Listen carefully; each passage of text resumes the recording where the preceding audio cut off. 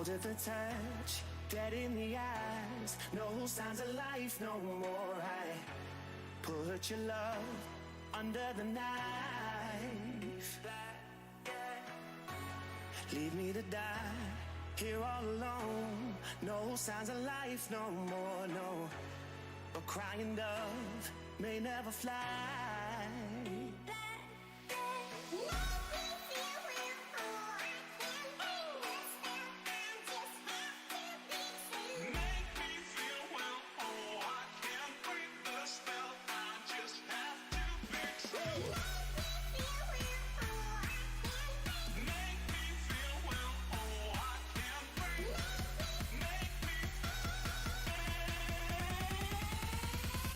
It's black and white.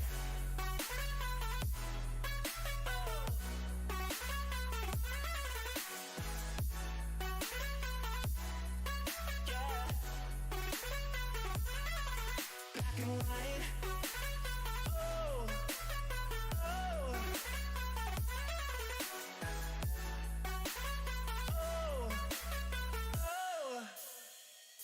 It's black and white.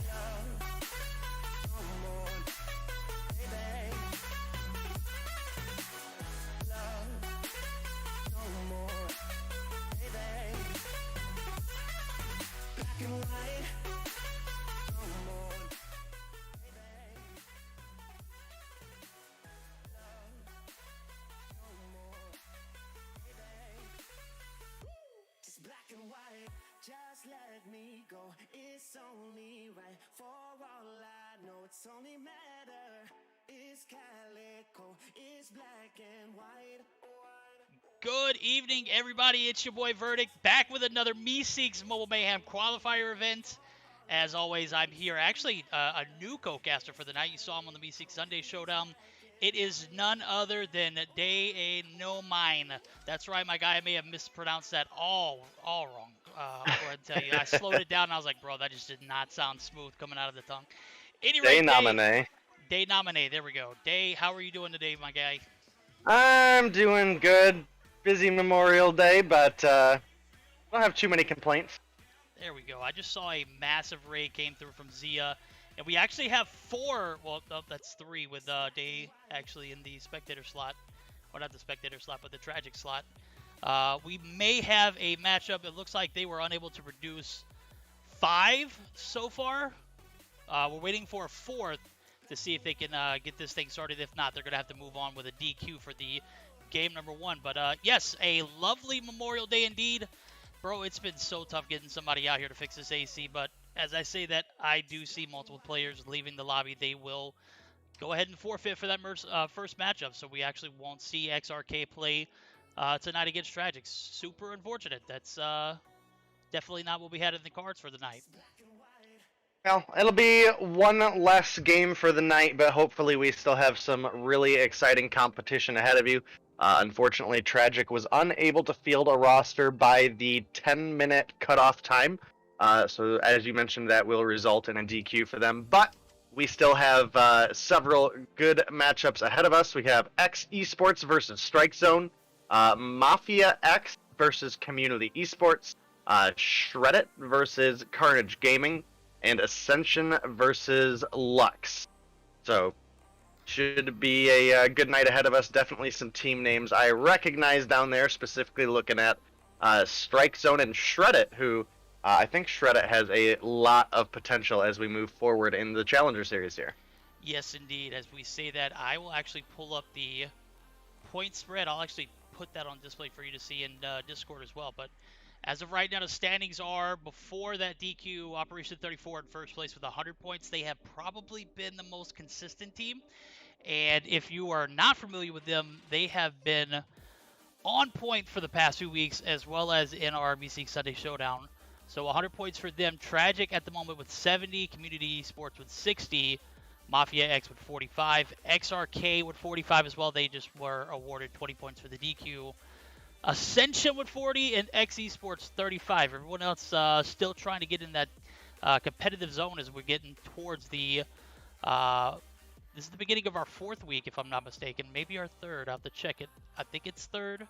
It may be fourth, but I'll definitely have to double check that. But we've got teams like Hell Esports, Carnage, Threat Level, and Lux all Threat and Lux with negative, Carnage at 0, and Hell Esports at 10 apiece. So definitely very top heavy at the moment, but that could change at any moment given the circumstances that these teams produce players and we're actually able to get on with the action. So second matchup, was that X Esports and Strike Zone? I just pulled up stream which covers my Discord, but yeah, X Esports versus Strike Zone. I'm actually pretty shocked to see Shred It down at 10 points. I haven't been able to catch any of the Operation 34 games, but clearly they must be doing pretty well up at 100, so I'm definitely interested to see who we have on that roster. Again, big fan of Jessabot from Shred It, so I'm kind of shocked that he's down there towards the bottom, but that is also assuming he's on the roster for the Challenger Series. Yes, I want to say he's on the roster for that for the Challenger Series. However, I don't think I've seen him actually perform yet. So we did see him last night. He popped off in a few games that I believe they were in the first or second round. Unfortunately, unable to get past either of those rounds. I believe they were taken out by Trovo Mayhem, who were just OP up until the semifinals, and then we got right into it with Tribe. Man, that was a... Those guys do not play around, bro. They, with the addition of Band and Parrish, man, it is just a OP combo. They definitely make a right fit for that roster, if I don't say so myself. But with that being stated, we're going to get these next teams in the lobby. We'll get ready for game number 1, technically game number 2. X Esports going to be taking on Strike Zone. So super excited about Strike Zone. They made a late entrance, just to give you a bit of a heads up. They entered a little later on in the tournament. I think it was like within the first week and a half. So they did not actually get a scheduled game for the first week due to that late entry. But we will still see them compete tonight, as I want to say the only matches that they've had so far, they were able to get 5 points off of a piece. So hopefully they'll be able to hold their own weight against the likes of X Esports, who have been pretty dominant this qualifier series. Yeah, definitely going to be new to me. I haven't been able to keep up with much of the challengers, so rather the Meseeks Mobile Mayhem qualifiers. So definitely going to be a lot of new players that maybe you'll be able to fill me in as we go on, who's the players to watch out for. I mean, again, there's definitely a couple players in here I was kind of scrolling through that I recognize. So maybe you'll be able to, again, point those other outliers out to me. Absolutely. But I'm excited one way or another. Absolutely, as we're going to get geared up. Explicit versus Strike Zone, also known as X Esports, as I'm seeing Hello put in the GC. Hardpoint firing range is where we're going to start off on. Best of 3 scenario, so we'll see a second game on S&D Raid. Fortunate enough to see a game 3 to be on Domination Standoff. The Quixer, a.k.a. the MP7, QXR, and the PP19 Bison are the banned options. Day is here. That's right, my guy. Day, we got professional talent. We don't have the bot Verdict solo or with Gilmania. We've got the likes of Day in the building. So Day is going to be carrying this cast. He carried last night heavily, bro. Let me tell you, dude came in and was just on point. I am digging everything that he brings to the table. Again, this is an opportunity that we saw fit for the time being, and I have been enjoying your company, my guy. Very analytical, on point with the stats. Definitely a portion of the game that I don't shed light on too much. I need to, though. It's one of those things that I've always just been pretty decent at, so makes sense for me to do it. And of course, I intend to be here for the remainder of qualifiers, so you guys will see and or hear more of me around. And it does look like we have players funneling into the lobby currently. Again, this is going to be X Esports versus Strike Zone. And so I did see Strike Zone not this previous season, but the season before in Mobile Mayhem. So definitely looking to see how their roster has changed since then. I definitely think they had some upcoming talent last time around, but again, a lot has probably changed in the past probably 3 or 4 months since I've seen them. Do we actually have a rosters channel in the Discord? I'm still trying to figure all that out. Yes, but it is at the very, very bottom. I don't know. Very, very super bottom. And I don't even know if we have access to it, to be honest with you. Tournament news. If you could, check and see if the rosters channel is available for us to look at. I have been wondering the same exact thing. I see one for the Sunday Showdown, but not one for qualifiers. That's exactly what I was looking for as well. And for the qualifiers, again, I know that we have made on Sundays the rule set changing. We are not changing the rules up. Everything's going to maintain the exact Mobile Mayhem feel rule set for the time being until Mobile Mayhem decides to accommodate or change those rules. So every other night I'm stuck watching Verdict at 2 a.m. That sounds like a very good problem to have, Dinla. Don't be so ungrateful, my guy. It could be worse. Or could it? I don't know. It could. Good. Your internet could be out. Hey, there we go. And you couldn't, and you could not be able to sleep. I mean, there's a lot of worse things that could happen. I've watched much worse things at 2 a.m. in the morning. Infomercials being one of those. Those are the god awful things that come on late at night when you're watching regular television, and then bam. You think it's a commercial, and then 15 minutes in, you're like, oh. I need to get me one of those boat flexes, apparently. Oh, man. Okay, so I'm getting word that Strike Zone is coming. They were not responding immediately, but they are coming. Everyone obviously on Memorial Day trying to do, whatever they are trying to do. The family actually is over at the in-laws house tonight, so I'm here alone in the hot house as the AC guy wasn't able to come through on Memorial Day. I can't be mad at that, but yeah, we fitting if I'm not the first super mod, bro. Okay, Super Simo, let's go. What's a super mod, my guy? It's a new Trovo feature. I haven't really figured that all out yet, but I'm definitely behind. It's new. It's new. So it's a mod who has the same perms as the broadcast? Yeah, Simo, you would never get that, my guy. Unfortunately, just not qualified for the position. Please reapply in 6 weeks. Just kidding, bro. All right, we are going to see Explicit and Strike Zone. Yes, Strike Zone's going to be in the lobby. They just joined in. Best of 3 coming through.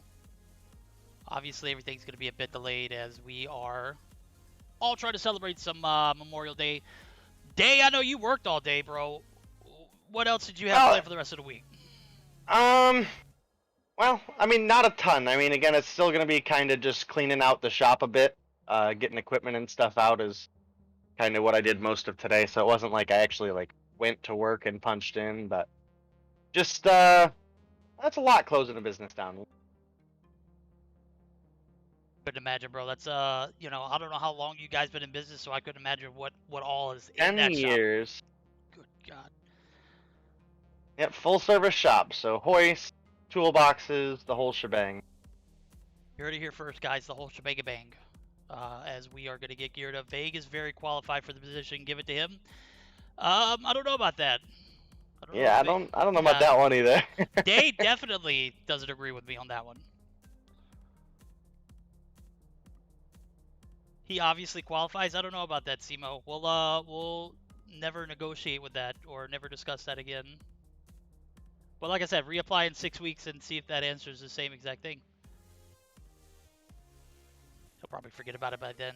Come on now. Alright, so Automatic and Vitali, definitely players I recognize. Maybe not specifically from the Strike Zone roster, but Vitali Tali, definitely one I've seen several times on various teams, and Automatic as well. I believe played, I believe Arsenal back in the day.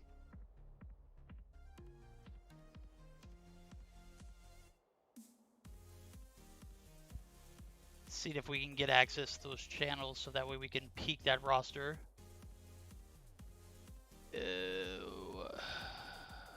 Still nothing. Saints There as we well. go. Okay. Got it. There we are, right there. So X Esports gonna have Symphony, Alex, aka Mugaboo, Pabs, Bylef, who actually did a name change.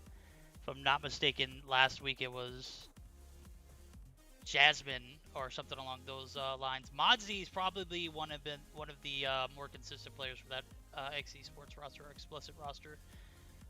For the Strike Zone roster, let's see if we can get a complete team listing. Yes, we've got Slasher, Automatic, Saints, Vitally, Retired, and Shoot. Clake also, as I do see them actually joining the VCs of the Discord. So some old players and then some new ones mixed in there. Where are we seeing this at? I don't know if I've got only perms, but if you look down at the, man, maybe it's close to the bottom, right before the VCs, it'll say Meseeks X MM Tier 2. I don't have access to it. Well, oh wait, maybe I do. Hold on. Okay, now I do. Perfect. Happened. Popped up right before my eyes. All right, cool. That'll be helpful. Oh, XRK actually looks like a pretty sick roster, if I'm gonna be honest with you. Z and Parka. Yeah. And Pangy and Pepe. Mago hitting them shots, bro. Pangy as well. Pepe I'm familiar with. Everyone except for the bottom two. I don't know who Asri or Jer. Another, and like I was saying, that Operation 34 team, 100 points, earned every bit of it. They are, it's like they almost popped up out of nowhere overnight 3 weeks ago. They enlisted in the Meseeks Sunday Showdown. Made it all the way to the finals. They got 3-0'd by Tribe, but I mean, come on, though, that's Tribe. Anybody? That's Tribe. Yeah, we saw a best of 7 ended in 4 games, or 3 games really. Would have been 4, but yeah, it's tough. But they have been hands down one of the most qualified qualifier teams so far. So expecting a lot out of them next season, and would not be surprised if they made it to the actual 2021 summer season. Definitely some teams or players I recognize from 034. Interesting.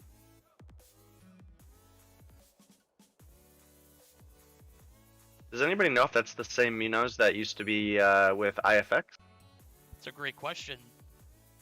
Chat, if you know, let me know. I don't know, to be frank with you. Like I said, I had no idea. The Legacy guy, I was under the impression that was Legacy from, who was it that it wasn't Fears. He was on Turbo Mayhem, if we're talking about the same. Yes, but that was Legacy. not the same Legacy. Okay. I didn't think so, but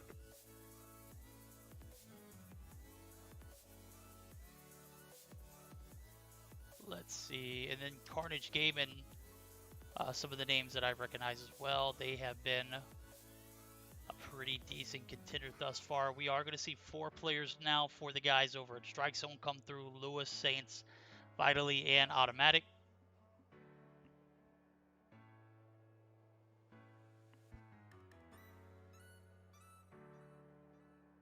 Almost at my door.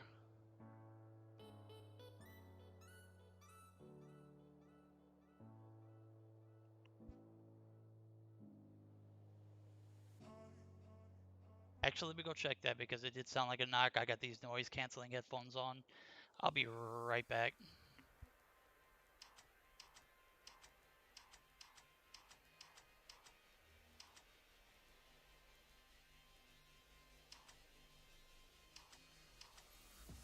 Looks like we've nearly got all of the players in the lobby.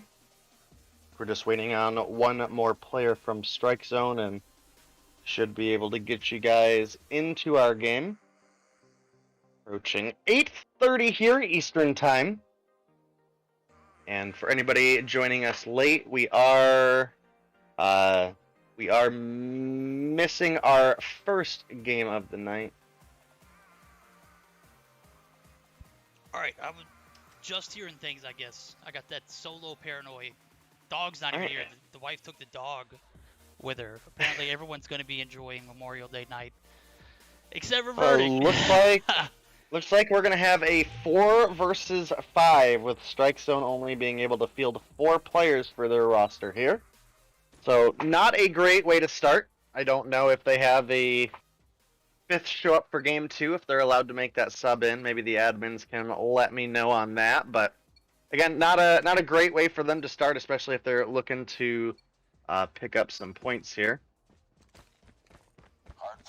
Alright, starting off on Hardpoint, looks like we are, as you mentioned, on the old MM rule set, which is going to be Hardpoint to 250. So a little bit longer games than you guys saw from us yesterday.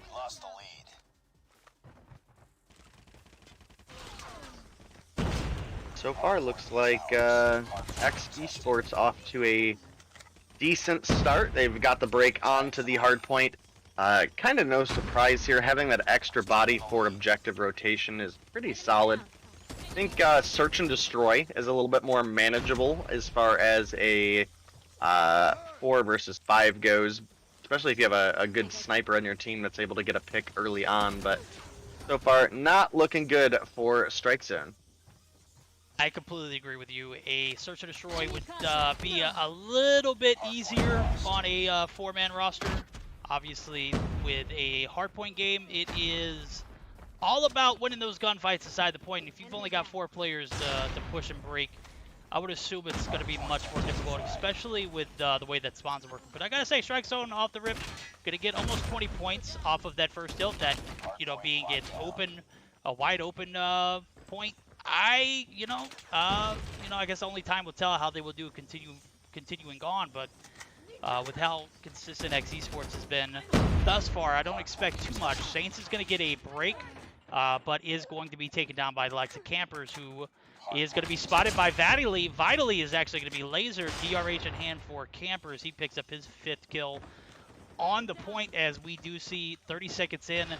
58-19, no points gathered for Strike Zone here in point 2, and like we were just talking about, we're not expecting much from these guys, as this is already a difficult position to be in. On a map like Firing Range, once these guys get in the hill, it's going to be almost impossible to get a break. Even with a 5-man roster, I wouldn't expect too much out of a break on some of these hills. Like this trailer and that armory point, just too difficult to break with 5 players to begin with. Now you got 4 players. Already a down A-man, disadvantage complete for the guys over Strike Zone. Unfortunately for them, I do believe I missed the weapon bans for this, so let me hop up in and see if we have that in here. Looks like we have a ban on the QXR and the Bison PP19. So probably going to be seeing a lot of QQ9s out, which so far is the case, but as well as we saw a HVK 30 actually for Lewis. So not something we see a lot in the meta today, and we actually got quite a few DRHs on the side of X Esports. I think actually 4 of their 5 players are using a DRH. Nope, 3. We have a QQ9 for Mugaboo and a HG40 for Retired. I haven't seen the HG40 in a competitive format in a very long time. I've seen Marshy use it, but Marshy's used just about every every SMG possible to date, as I've seen him use a variety of SMGs. It wasn't very recent, as maybe like a week and a half ago that I saw him use that HG40, but I've heard players say that it is nowhere near like it used to be, but it's still a decent option. Obviously, Saints rocking the MP5 for the fact that it was a few weeks ago a #1 option. Now it's like the the back end option. Now everyone's opting to use the QXR, but with the QXR being banned, players opting to pick back up that MP5. So point number 4 starting up, 30 seconds left on it. 109 to 54. XE Sports actually not off to a phenomenal start. We're going to see a break come through with the likes of Automatic and it looks like Vitali. Vitali's actually going to be spotted to take it down. It's going to leave Saints on the outskirts of P number 4. And I got to give it to them. These guys got heart. P number 4 is where we're going to see a lot of contesting. But, again, XE Sports going to be able to come away with majority of those points. The fact that they've already reached 50 is a good sign in my opinion. So P number 1 going to be opened up here in about 12 seconds.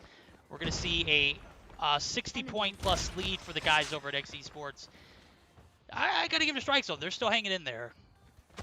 Yeah, they're doing pretty well for, again, being down a player on a very body-based hardpoint map. We do have a good slide from Lewis there to try to make the break here on mid, but it is definitely going to be a hard one to break. Again, not having the extra bodies, with it being so open, you definitely have a lot of threat that can come towards you, is probably the easiest way to put it. You know, you have players that can spawn and pretty much everybody is in range of, you know, a grenade toss, or within a couple seconds you can see sight lines on the point, which, you know, just lets you beam somebody off. Everything is wall bangable by that central hard point, so even if it's not direct line of sight, it still is not quite the safest place to be, especially with as many ARs that we have in play right now. The SMGs do suffer a little bit more as far as their bullet penetration goes, but something like the DRH is definitely pretty good at beaming through some of these wood walls, so definitely got to be careful here. We have Retired spraying down one, gets a major assist on the other, and this is definitely looking very favorable for the side of XE Sports currently, but you know, again, I would say overall I think Strike Zone are performing better than we anticipated them to moving on into this game, so no complaints here except for the fact that they weren't able to get a 5th yet. Again, maybe for Search and Destroy we get a 5th player, but again, I don't know necessarily what the rules say about that, so. Yeah, we're going to check with admins and get a double check on that ruling, as we do see P number 2 coming through. 15 seconds on the clock. 200 points have already been hit by the guys over at XE Sports. We're commending Strike Zone as they put up more of a fight than I've seen other teams actually in a 4v5 scenario in a hardpoint game. Obviously, if it's a 4v5 and the Search and Destroy, it's going to be a little more balanced. And I'm surprised at how Mugaboo's, I think he picked up that MP5, but he's actually been doing very decently with the HVK. Actually, he did swap over to the MP5 completely, so interesting to see him make that change, as he is actually probably the only player in that double positive range.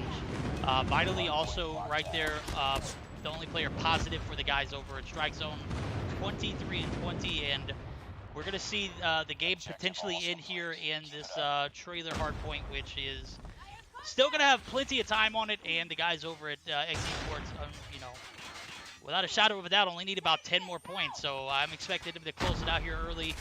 Very unfortunate for Strike Zone, but being a late entry already into the qualifier event, you would think that they would have a little bit more, you know, a little bit more drive to have those 5 in there, but obviously we don't know what the situation is for the 5th player or whoever they had on the bench. So, again, 4v5 is never the go-to, especially in a hardpoint game, with this being a, like they say, a body-heavy rotating. You gotta have players on the point. You gotta have players protecting the point. You gotta be able to rotate properly and transition properly. You don't have the bodies in the point, you're not gonna maintain it. And we saw XE Sports take advantage of that, 250 to 85, as they take game number 1. So taking a look at the scorecard, minute 42 for Bugaboo, 25 and 13. Man, these guys all had we had 3 players almost at that 2-minute marker. Yeah, again, definitely hard when you know, are looking to hold down a point in a respawn mode. You know, same kind of situation would be looking at, you know, a domination where, you know, bodies help you capture the point. Being down a body is going to make them suffer in any sort of respawns. In Search and Destroy, you can have a little bit of an edge, especially on offense, because you can dictate where your whole team is going to go, and the enemy has to kind of protect two objectives until they know where you're at. So gives you an opportunity there. Again, having a strong sniper presence would be really helpful for them. If you can get an early pick, that isn't as valuable necessarily as it would be normally in a 5v5, where then it gives you a player advantage, but an opening pick would at least even things out. So definitely something we're looking forward to see. Hopefully Strike Zone are able to gather a fifth player here. Would hate to see them go down because they couldn't field a roster, but again, we don't know what's going on there, as well as it is a holiday, so could just have people with their families, and of course we can't really hold that against them. Absolutely not. Definitely won't hold that against them. We are going to get geared up for game number 2. It's going to be a Search and Destroy on Standoff. Obviously, this is going to be an OG map. OG game mode, if you've ever played any form of competitive play, any kind of scrims, this is like a map that is a no-brainer. Everyone has had ample opportunity to practice on this, and I'm sure you've had situations where you've practiced a 4v5, so I'm expecting a much more competitive map here. As I'm not saying Strike Zone wasn't competitive, that matchup, the hard point, but obviously Search and Destroy is going to be a bit more realistic for a 4v5 situation. So they're obviously, as you said, going to be able to dictate where they go and determine what kind of game plan they have. They can move as a unit, get that first pick, even things out. We'll see if them being on the attacking side will allow them that opportunity to even things out here as we get geared up for game number 2. Waiting for those screenshots to come through too. So predictions in a 4v5 scenario, we saw these guys play in the hard point on firing range. I think they can hold their own, in my opinion, but X Esports obviously has been one of those teams that have proven that they can hang with the likes of anybody in this qualifier event. So I don't know, it's tough. We'll have to see how it pans out. Yeah, I mean, if they're gonna put in a winning opportunity, here's where it's got to be in the Search and Destroy. And again, we definitely need to see them capitalize on offense when they get the chance. And if they are on defense first, hopefully they can at least put a couple rounds up.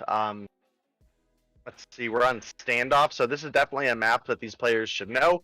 It's a map that has been in the competitive rotation in pretty much every aspect for several seasons now, so you definitely expect pretty much all competitive teams to have practiced this map in game mode pretty heavily.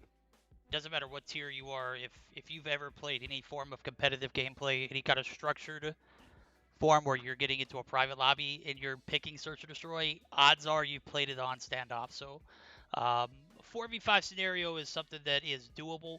We'll see if they're able to produce a fifth here, as I do see all of X Esports readied up. Automatic is the only player for that Strike Zone roster who isn't ready, so don't know if they're going to produce that fifth player, but the show must go on. So game number 2 about to start up. Search and Destroy on Raid. Definitely looking more forward to this matchup, as I saw Denlin here. It's tough to watch 4v5s. You're absolutely right, dude. 4v5s in hardpoint, absolutely. It's almost impossible now, especially with the way that spawns work, dude. I mean, even if it was the old spawns, I could imagine that it still wouldn't be, a doable thing. Yeah, I mean, again, kind of got to give a lot of these players a little bit of leeway, or specifically a lot of these teams a little bit of leeway. It is a holiday, so I know you were mentioning Tragic has showed up all season long and then just couldn't field a roster for today, so it'll hurt them in the scoring a little bit. But overall, having seen the scores we have on the board, I would say in general they're not in a really bad place. So I think they can afford to have an off day. I guess it wasn't Standoff. It looks like it's Raid. Oh. Well, either way, this is still going to be in your regular competitive format. So another map that we expect teams to have practiced pretty heavily.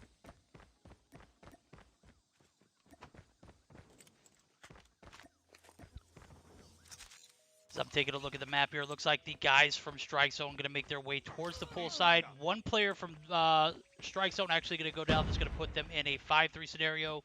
4-3 as Lewis gets the refrag there. So Camper's going to be on this pool side steps. He is going to get the better of Lewis. That's going to be a 4-2 scenario. Mugaboo going to go ahead and take down Automatic Vitally.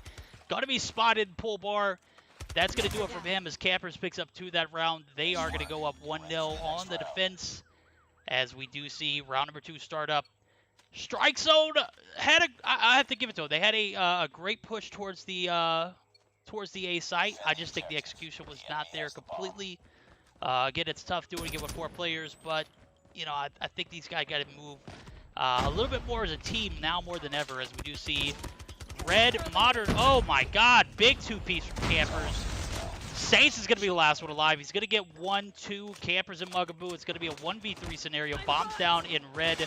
He's going to be spotted and taken down before he has even got a chance to pick that bomb up. Yep, that's another round win going over to X Esports, who, again, they do have the player advantage, but overall they are just playing pretty solid in general. So, pretty happy with the turnout of their performance.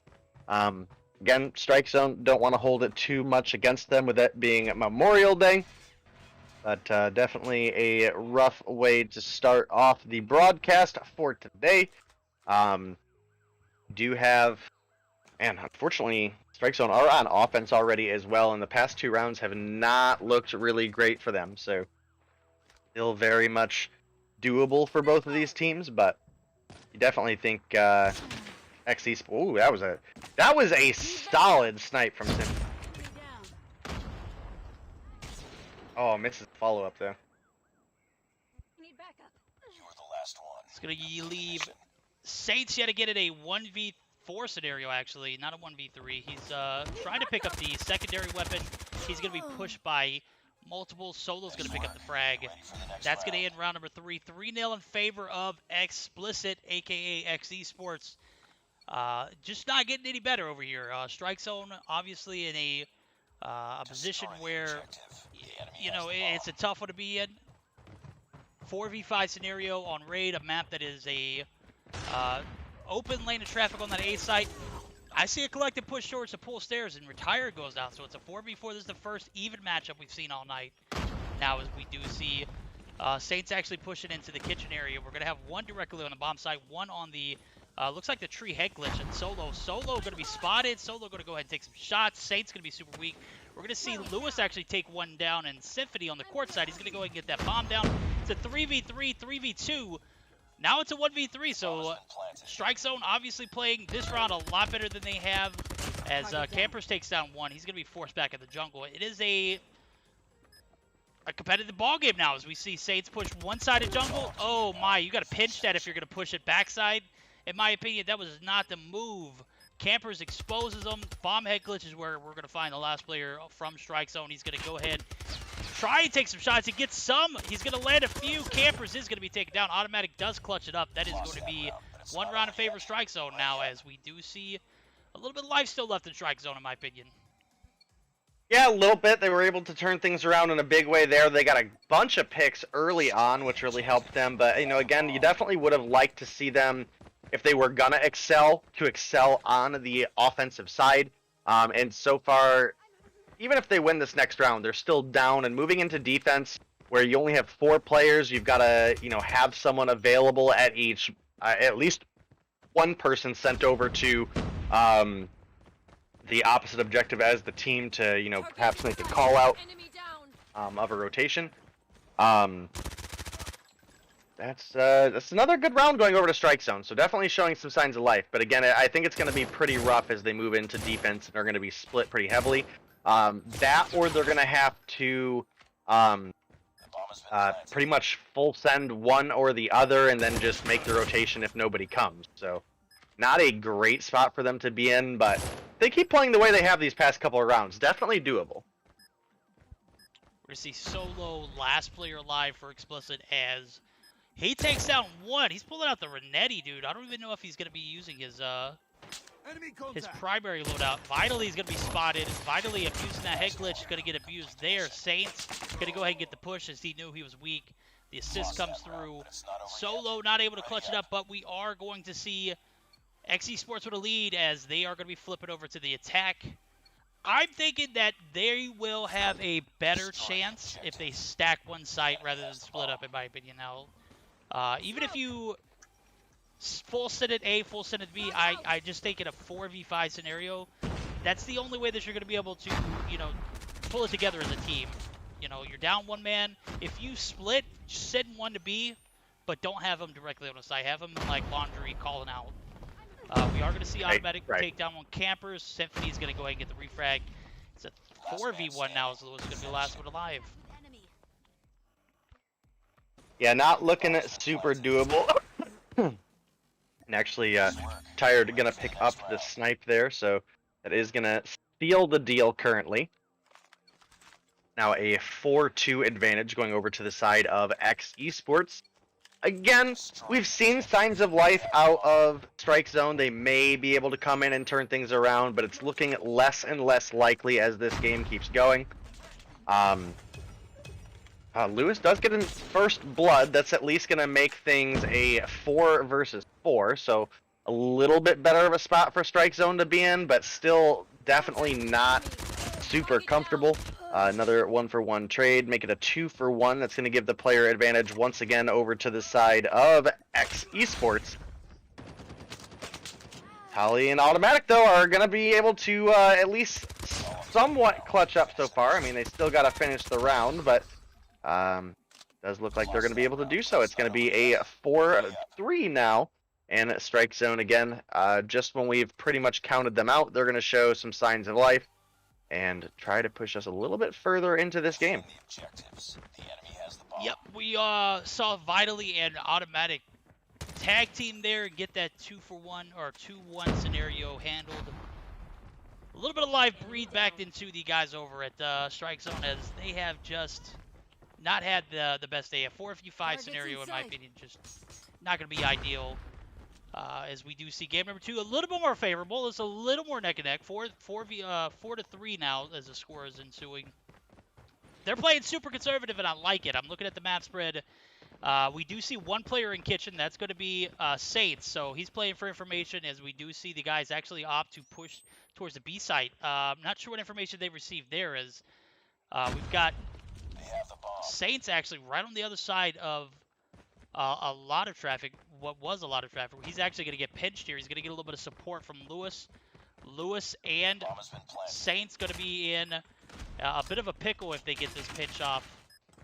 They aren't. Vitaly's actually going to get Mugaboo. Solo's going to be on the other side of the spawn side stairs, as Camper's going to be at the bottom of the A side stairs. Camper's going to get one in automatic. Refrag comes through. Symphony gets the trade. And now it's going to leave Lewis and Vitally in a 2v1 scenario. Solo is actually going to be in the top side of jungle. Is he AFK? Definitely playing my games. Yeah, it's going to be tied up now for Strike Zone, though. So they're doing a good job. Definitely much better than I thought they would do on defense currently. So, kudos to them. They're now 2 rounds away from pushing us into a game 3, in which they may be able to pick up a 5th at that point. We don't really know, but they have to win this one first. So it does look like they have a pretty hard A defense coming through. We have Solo rotating into Bank Room, gonna almost get the kill onto Saints. Saints now dangerously low in a corner, is gonna get gunned down there. Great play coming out of Solo. However, the rest of the team did fall a little bit around him. So now it's gonna be a 3 versus 3. Lewis barely escapes with his life. I don't think we can actually see his health on the new spectator client, but that had to be sub 5 HP. Vitali is going to get the kill there, and Lewis going to clutch it up, gets the kill onto Campers, and now 1 round away. Strike Zone may be able to push us into a domination. That was a hell of a round for the guys over at Strike Zone, as they are on match point. A much better defense indeed, as we do see this 10th round ensue. We're going to see a full send to the B site, where it is going to be met by a little bit of energy. Lewis going to be the first one taken down. That's not a great way for Strike Zone to push, as Lewis was kind of a lone wolf there. I'm not sure what what calls for him to push all the way up there that aggressively. Obviously it didn't pay off. 3v5 as the bomb is planted. 40 seconds on the clock.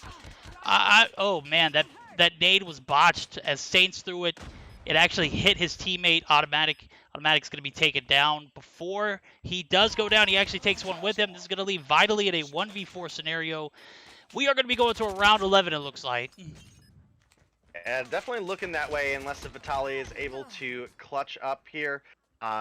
Isn't going to be the case. It's now round 11. Strike Zone still have an opportunity with the way that they've been playing, but either way, it is definitely not by any means going to be a win for them unless if they get a pick early on. Again, with just flat out having the player disadvantage, it's not a comfortable spot for them to be in. Fortunately, they are at least on attack, which means they can kind of dictate the flow of the game.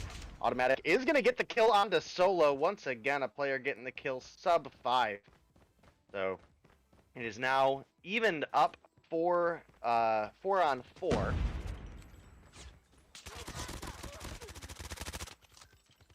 We're going to see a 4v2 scenario as Lewis takes down Campers. The guys over at X Esports had ample opportunity to crush the throats of Strike Zone.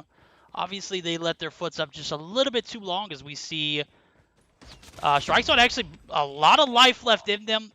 Symphony going to go ahead and take down one, and Lewis, he's going to get pushed by Saints. I don't know if he knows he's there. He does now as the sound comes off. Doesn't matter. Saints actually takes down Symphony. This is going to leave a 1v1 scenario as Retired.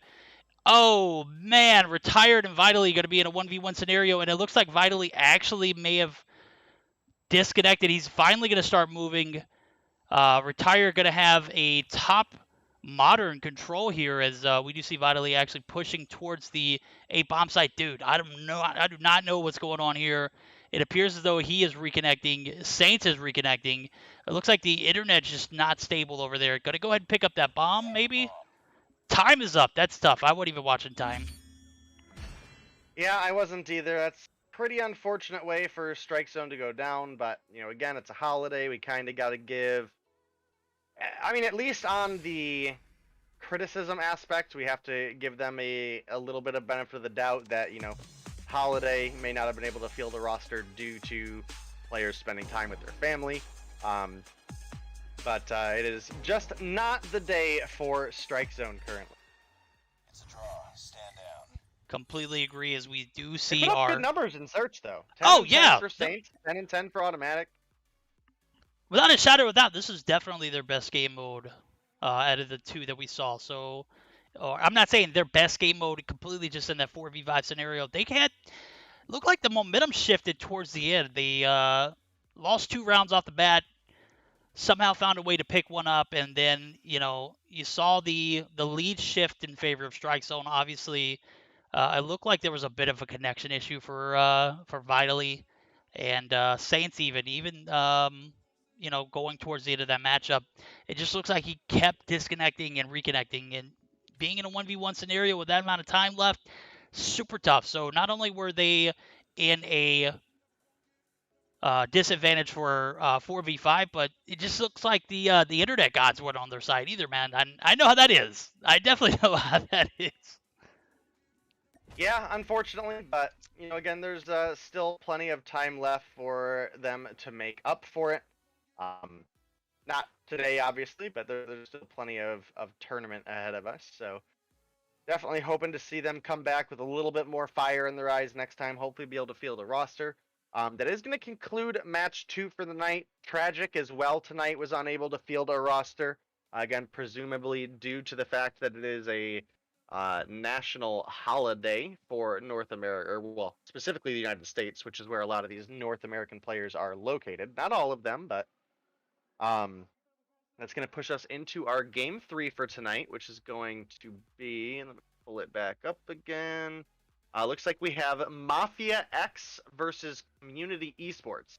So both of these teams are in the top 5, 3 and 4 respectively for Community and Mafia. 60 points for Community, 45 for Mafia. So this is definitely a big opportunity for Mafia to, if they're able to win a 2-0, they'll be able to bump themselves up to 3rd place on the leaderboards. Yes, that's going to be crucial as we get down to the nitty-gritty towards the end of the season.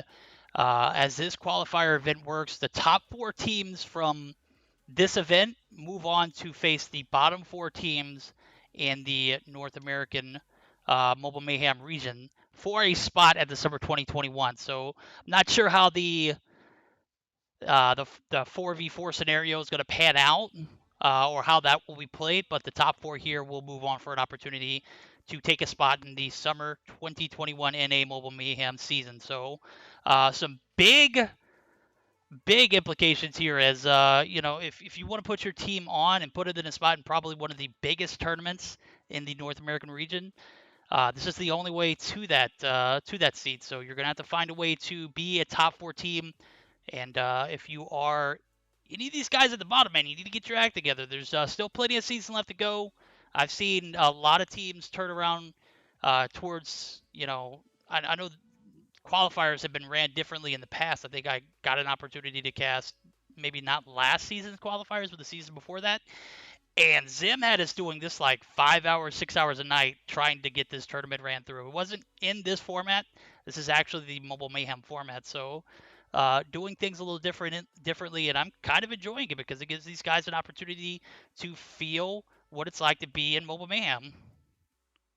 Yeah, I would expect Mobile Mayhem's rules to change a little bit towards the next season. Obviously, we're still like a month off at this point for that, but just with the way the Masters rules currently look, you definitely have to think there's going to be some sort of reflection of that, especially if we get any full-on champs rules as well. So, only time will tell. There's still, again, a lot of time ahead of us, and plenty of opportunity for these teams to, work out roster issues.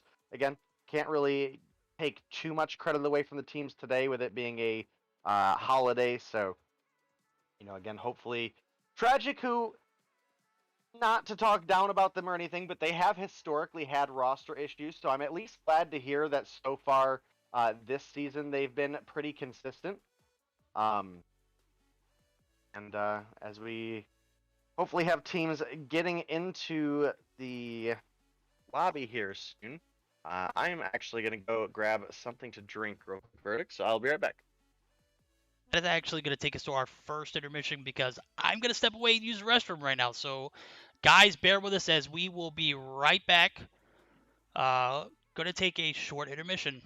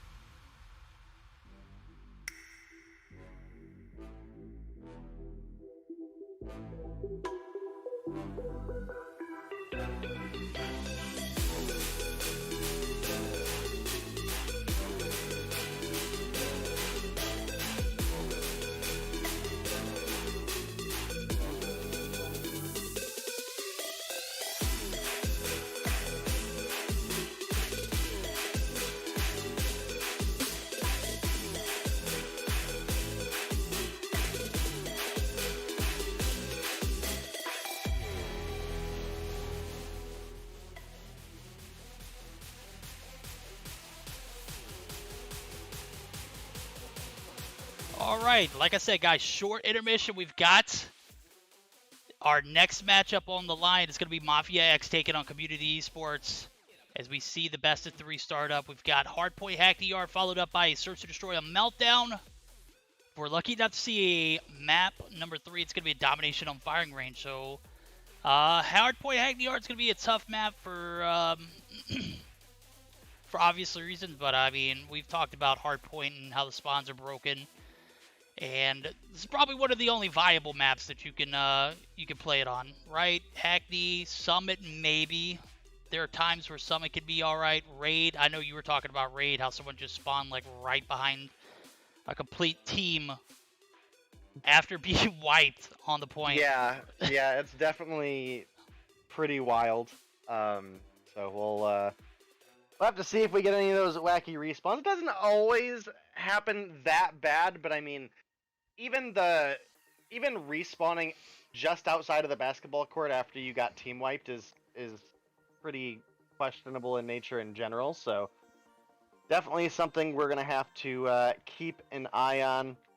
You know, again, me and Bobby have definitely hoped for a while that the hardpoint spawns would get fixed, and it hasn't yet. But you know, there's again, still a lot of time ahead of us before any next season of Mobile Mayhem or any season of Champs. So we will have to see how it develops. I believe it to be an overcorrection of the respawns. There is definitely an issue on some maps. You know, you look at like Summit Hardpoint, where if you lost a P3 or a P4 fight, it was almost like, well, you basically give up the whole objective at that point and look towards next. And, you know, I definitely could see, you know, those maps needing some sort of fix, but, you know, things like Raid, you know, maybe towards the middle of the map is a good hardpoint spawn, but there's certainly an issue. And, you know, I know Crash and Crossfire as well seem to be pretty iffy hardpoint spawn maps, so you know, hopefully one of these days they'll fix it. If they don't, I've got to suggest that Prop Hunt and Capture the Flag are now in the private lobby mode, so you know, just throwing at the guys out there who make competitive competitive prop hunt, yes. My guy, right. How fun would that be? You heard it here first from Verdict. You would need like at least a minute and a half, like, delay, right, for that to work. I don't know how rounds work, but obviously if you got a stream sniper in there who's able to spectate, you know, all they need is one location, it's over with. At any rate, I'm sure they'll fix hardpoint spawns at some point. It is, I mean, it could be worse. I mean, they could be spawning every time inside of the next objective, even if they got team wiped, or, you know, I guess it could always leave a little bit of improvement for the game, as we do see game number 1, hardpoint Hackney Yard, about to start up. That's right, we are, good God, what happened there? It looks like someone got kicked. Now we're going to see 5 players for both teams readied up, but, yeah, I'm throwing it out there. Capture the flag would not be a bad option, in my opinion, dude. I loved capture the flag back in the old Black Ops day. I mean, who didn't love playing hardcore capture flag and then killing your teammate right before he capped that last flag just to get the points? Toxic. That is super toxic. I don't want to associate with you now. No, I'm just kidding. He has unfriended me for life. Yeah. Types of people in this world. I was one of those guys. I'm just kidding. I wasn't that guy. I actually had that happen to me a few times, and it was terrible. Game number 1, we are going to be on board with the guys over at Community Esports, if I'm not mistaken. We're going to see point number 1 open up. The guys over at Mafia X actually going to have a initial hold. We're going to see Foreign get taken down. P1 going to be pretty fruitful thus far, but the break is going to come through. No, Daddy Board actually going to be taken down, as we do see Chankla pick up a frag, and that is going to give a little bit of back and forth for both teams on to P number 1. Yeah, it's a slight lead currently for the red side, but you know, obviously with it being P1, there's plenty of game left ahead of us, and anything here can happen. This is especially if a team is able to get into the hard point and get set up early on. It is definitely a difficult one to break. There's a lot of ways to get in, but there's also a lot of places to get set up on the inside of the hardpoint itself. So, I definitely am hoping this one comes out to be a pretty even game. I definitely recognize a couple of these names. Recognize Shaggy and Hysteria. Not too much on the opposition, though. See a lot of Zygnus names in there. I don't know if it's just like a fan roster or if this is like an official Zygnus third roster or something, but... Well, technically they're under the name Mafia X, but from my knowledge, from what I've heard, they were associated with Zygnus. I don't know if they'll continue with the name, and I know for a fact that you can't have more than one team name or one org, or one org per team, if I'm not mistaken, in the Mobile Man rule set. So a lot of these teams who are Zygnus or Zygnus 1, 2, Zygnus Black, whatever the situation is, I'm sure they'll find a different name before the next season starts. So I was reading in chat, Sylvia said you can't spectate in those special private modes. Dude, how great would it be to watch a prop hunt game? I would definitely put a team together. B, you would be my first pick. Capture the flag and all that. Yes, that's right. P1 has led to a stout P2 for the guys over at Mafia X's. We do see them actually occupy a majority of the third now. They are going to have a pretty dominant hold here in the third. What is going on? I need to see Community Esports step up. And if I'm not mistaken, Community Esports is Shaggy and Chocolate, the blue team. Foreign Zygnus, all the Zygnus players are Mafia X, if I'm not mistaken. So we do see P3 opening up, and it is not looking like the guys over at Community are wanting to contest here. I'm not sure what the vibes are. Yeah, I mean, definitely hoping to see a little bit more competition out of these two teams. Right now, it is all Mafia X. It is really not even remotely close right now. I mean, this is going to be to 250. It's not to 150 like we saw during the Meseeks Sunday Showdown yesterday. So game's definitely going to be a little bit longer in the first place, but I mean, being down over 100 points here on the first rotation of hard points, definitely not a great position to be in. Yeah, I mean no disrespect with this comment. I mean this in a genuine way. I think we saw a closer matchup in the 4v5 on firing range hardpoint earlier. But obviously we are going to see that break come through momentarily for this community esports roster. And this is just not like them. I say that because this is Ignis X. Okay, so this is Ignis X, but they can't be called Ignis X because of... Okay, got you. Thank you for clarifying there, Echo.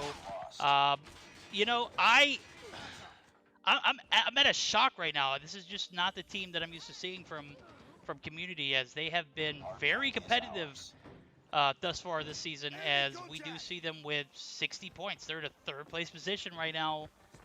And right now, Mafia X is giving them the business. So 161 to 39. Looks like the guys over Community actually are listening on me. So they do put up a few more points. But at the moment, P5 is going to be occupied by Mafia X.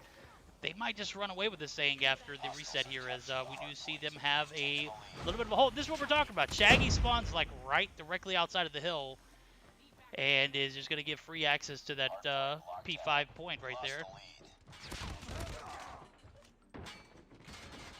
Yeah, it does look like we have a little bit of a bounce back from Community here. They had a pretty big break on the last part, and it looked like they were here to hold down the next, but big break going to come through from Mafia X, who are racking up points once again. We do have a contest, but it does look like it is going in favor of Mafia X very, very rapidly, who are not quite within a single hardpoint win, but they're able to hold the rest of this hardpoint. They should technically be within a full hardpoint win.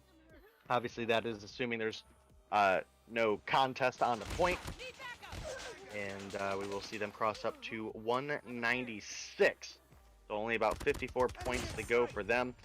And they are... Mafia X looking really good right now. I'm kind of shocked a team playing this good and seemingly this coordinated is down as far in the standings as they are. So maybe this is just a good game or a good map for them, but Community definitely not showing up in a big way. Currently, it does look like they have a pretty good bunker held down here on the P1 rotation.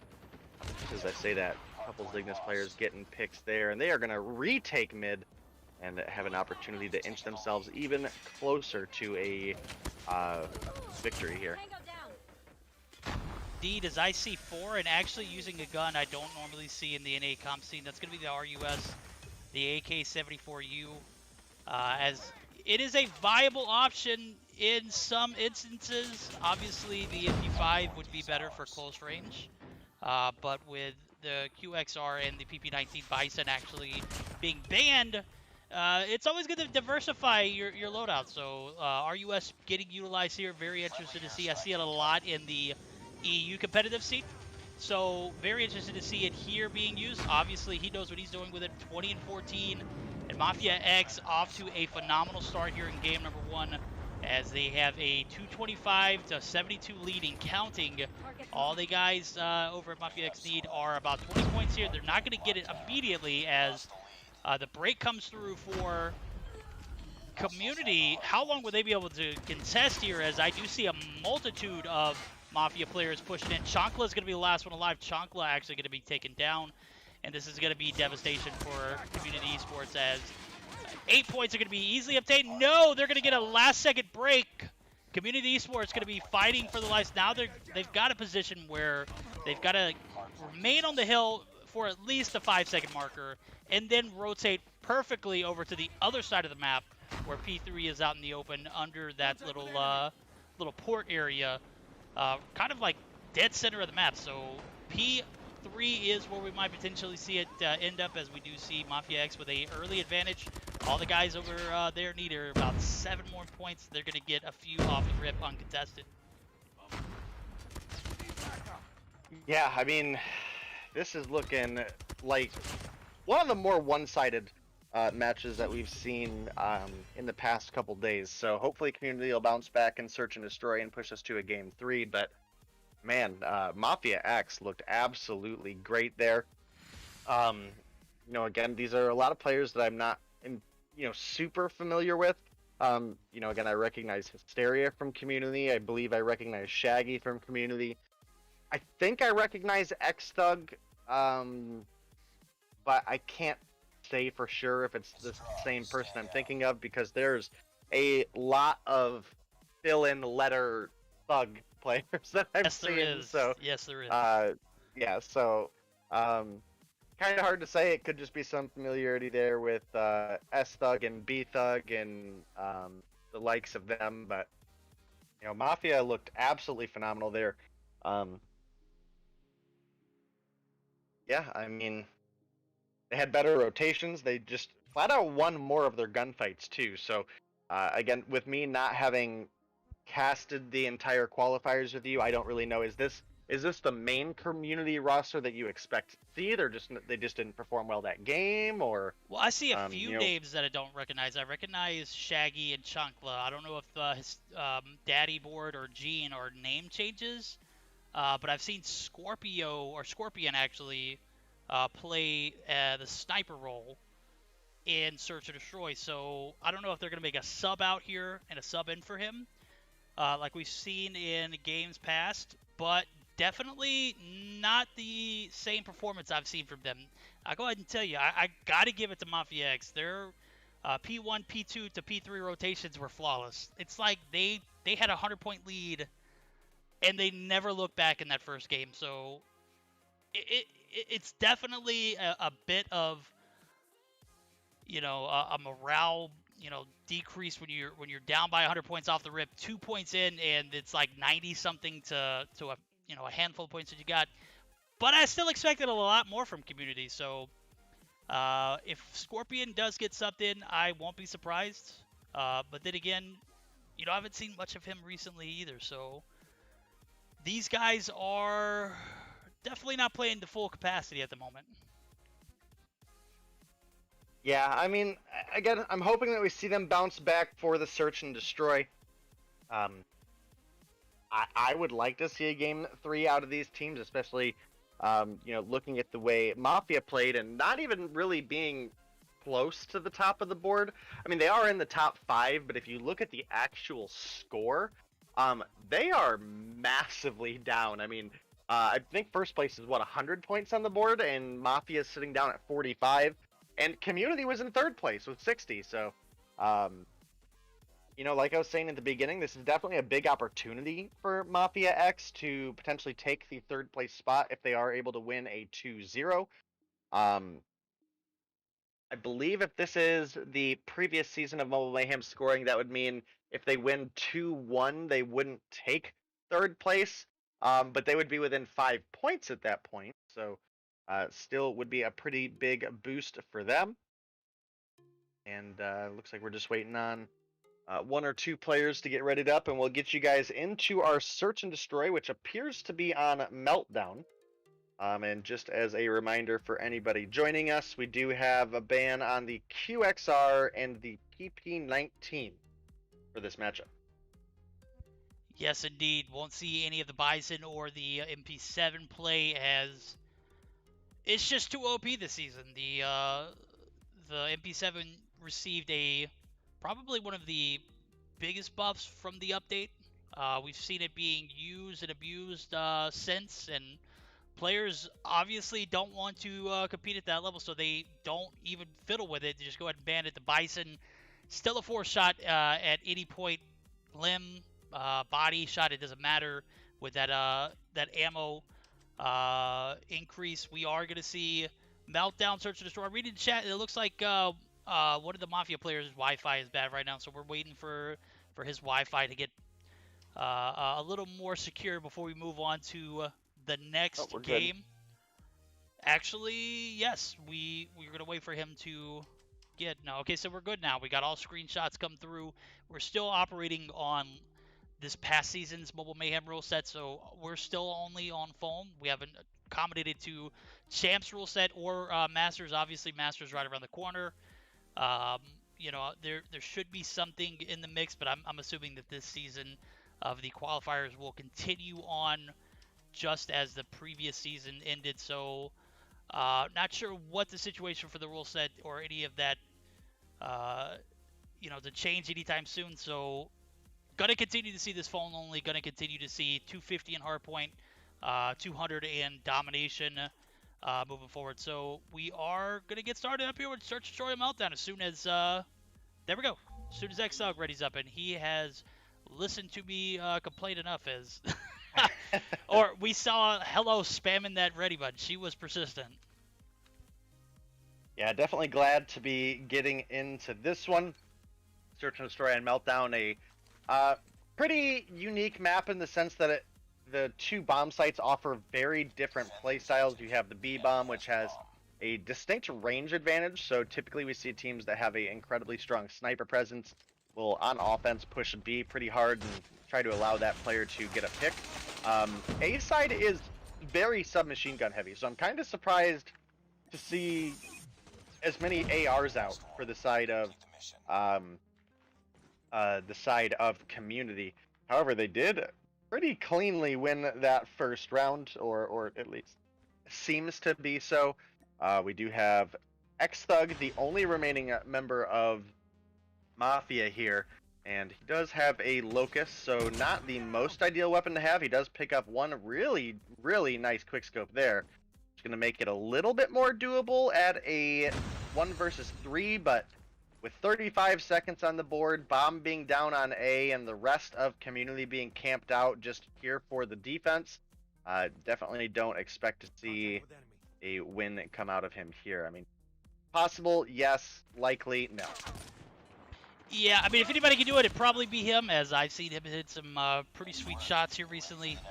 We just saw him go down, so obviously just not a favorable positioning for the guys over at Mafia X. They have a 1-0 advantage in the series. They're going to be down 1-0 in a Search and Destroy. So they got a little bit of a cushion. They could take this to a game 3, but, you know, at this point, you're in a position to compete for a third place spot. Definitely want to take every game you can. Xthug going to be right here on the top of this office building. Hermes actually going to get taken down, but I'm not sure what happened there. It looks like he might have been taken down by the likes of his own nade. Innocence and Xthug going to be the last 2 players alive. Innocence actually going to be caught by the cryo bomb that was thrown on the A stair site. Bomb is in his hand, so they've got a little bit better of a hold on this round than they did last, as we saw the bomb go down right directly on the A site, and Community just knew they had all the power in the world, so they camped it out. So 2v3 scenario, Shaggy, Chancla, and Gene. 3 players alive for Community. Xthug and Innocence going to be making their way over to this B site, where we will see 30 seconds left of the clock. They're going to have to either get all 3 of these players down or get this plan off. Doesn't look like they're going to be able to get the plan off without any kind of fight here, as Chancla going to be spotted. Chancla going to get pinched. Innocence and Xthug going to be in a better positioning. Shaggy's going to take some shots. He's going to be super weak. He's going to be taken down, but only 12 seconds on the clock. Bomb is going to go down. Gene going to be the last player alive, and how the tides have turned. It was a 3v2. Now it is a 1v2 in favor of the guys over at Mafia X. Yeah, I mean, it is currently a 2v1. They do have the bomb planted, so they do have that kind of opportunity to just camp out and listen for the defuse. Renetti out for Xthug, and they get a couple shots there, enough for him to get the major assist. And it's now going to tie things up 1-1 between these 2 teams. And, you know, again, I'm glad Community is showing up a bit more here in the Search and Destroy, but it looks like side of Mafia X have pretty much determined that B is going to be their side to go. It does feel like they have overall just the stronger sniper presence. So, again, this is typically what we see out of teams that have that kind of skill or talent on their team. Another full or very heavy B or A send for the side of Community. I'm not sure that would have been my initial choice with the way Mafia played that last round. They did have specifically Gene come through the side. It's a good rotation from Chancla there. The backside rotation is going to pick off the sniper. Gene as well going to get the kill onto Foreign, as well as onto Hermes. Kills back and forth. It's now a 2 versus 2. Innocence, barely surviving that gunfight, is actually going to go ahead and get the kill onto Gene as well. Asteria Gonna get the kill onto Hearts, and it's now a 1 versus 1. Did have the bomb plant go down, so no matter what happens here, Hysteria not gonna be able to get the defuse, and that is gonna be a good time clutch by the side of Mafia X.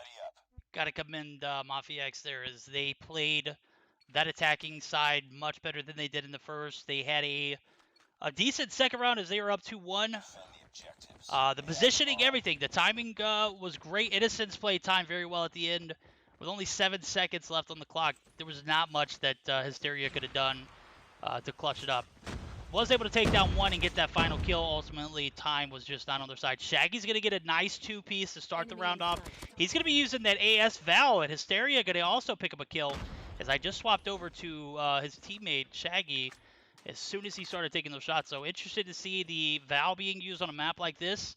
Obviously, it has that suppressor action built in. So we are going to see a 4-2 scenario.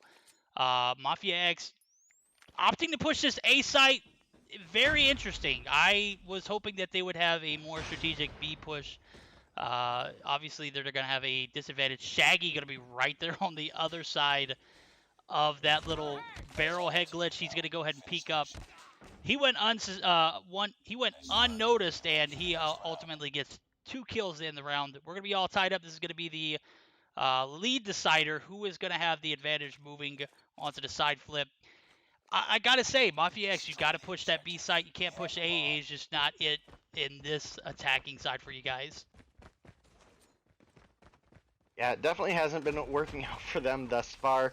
Does look like they've opted to go with the B send again. We did have 2 members of community contest on B side to make callouts.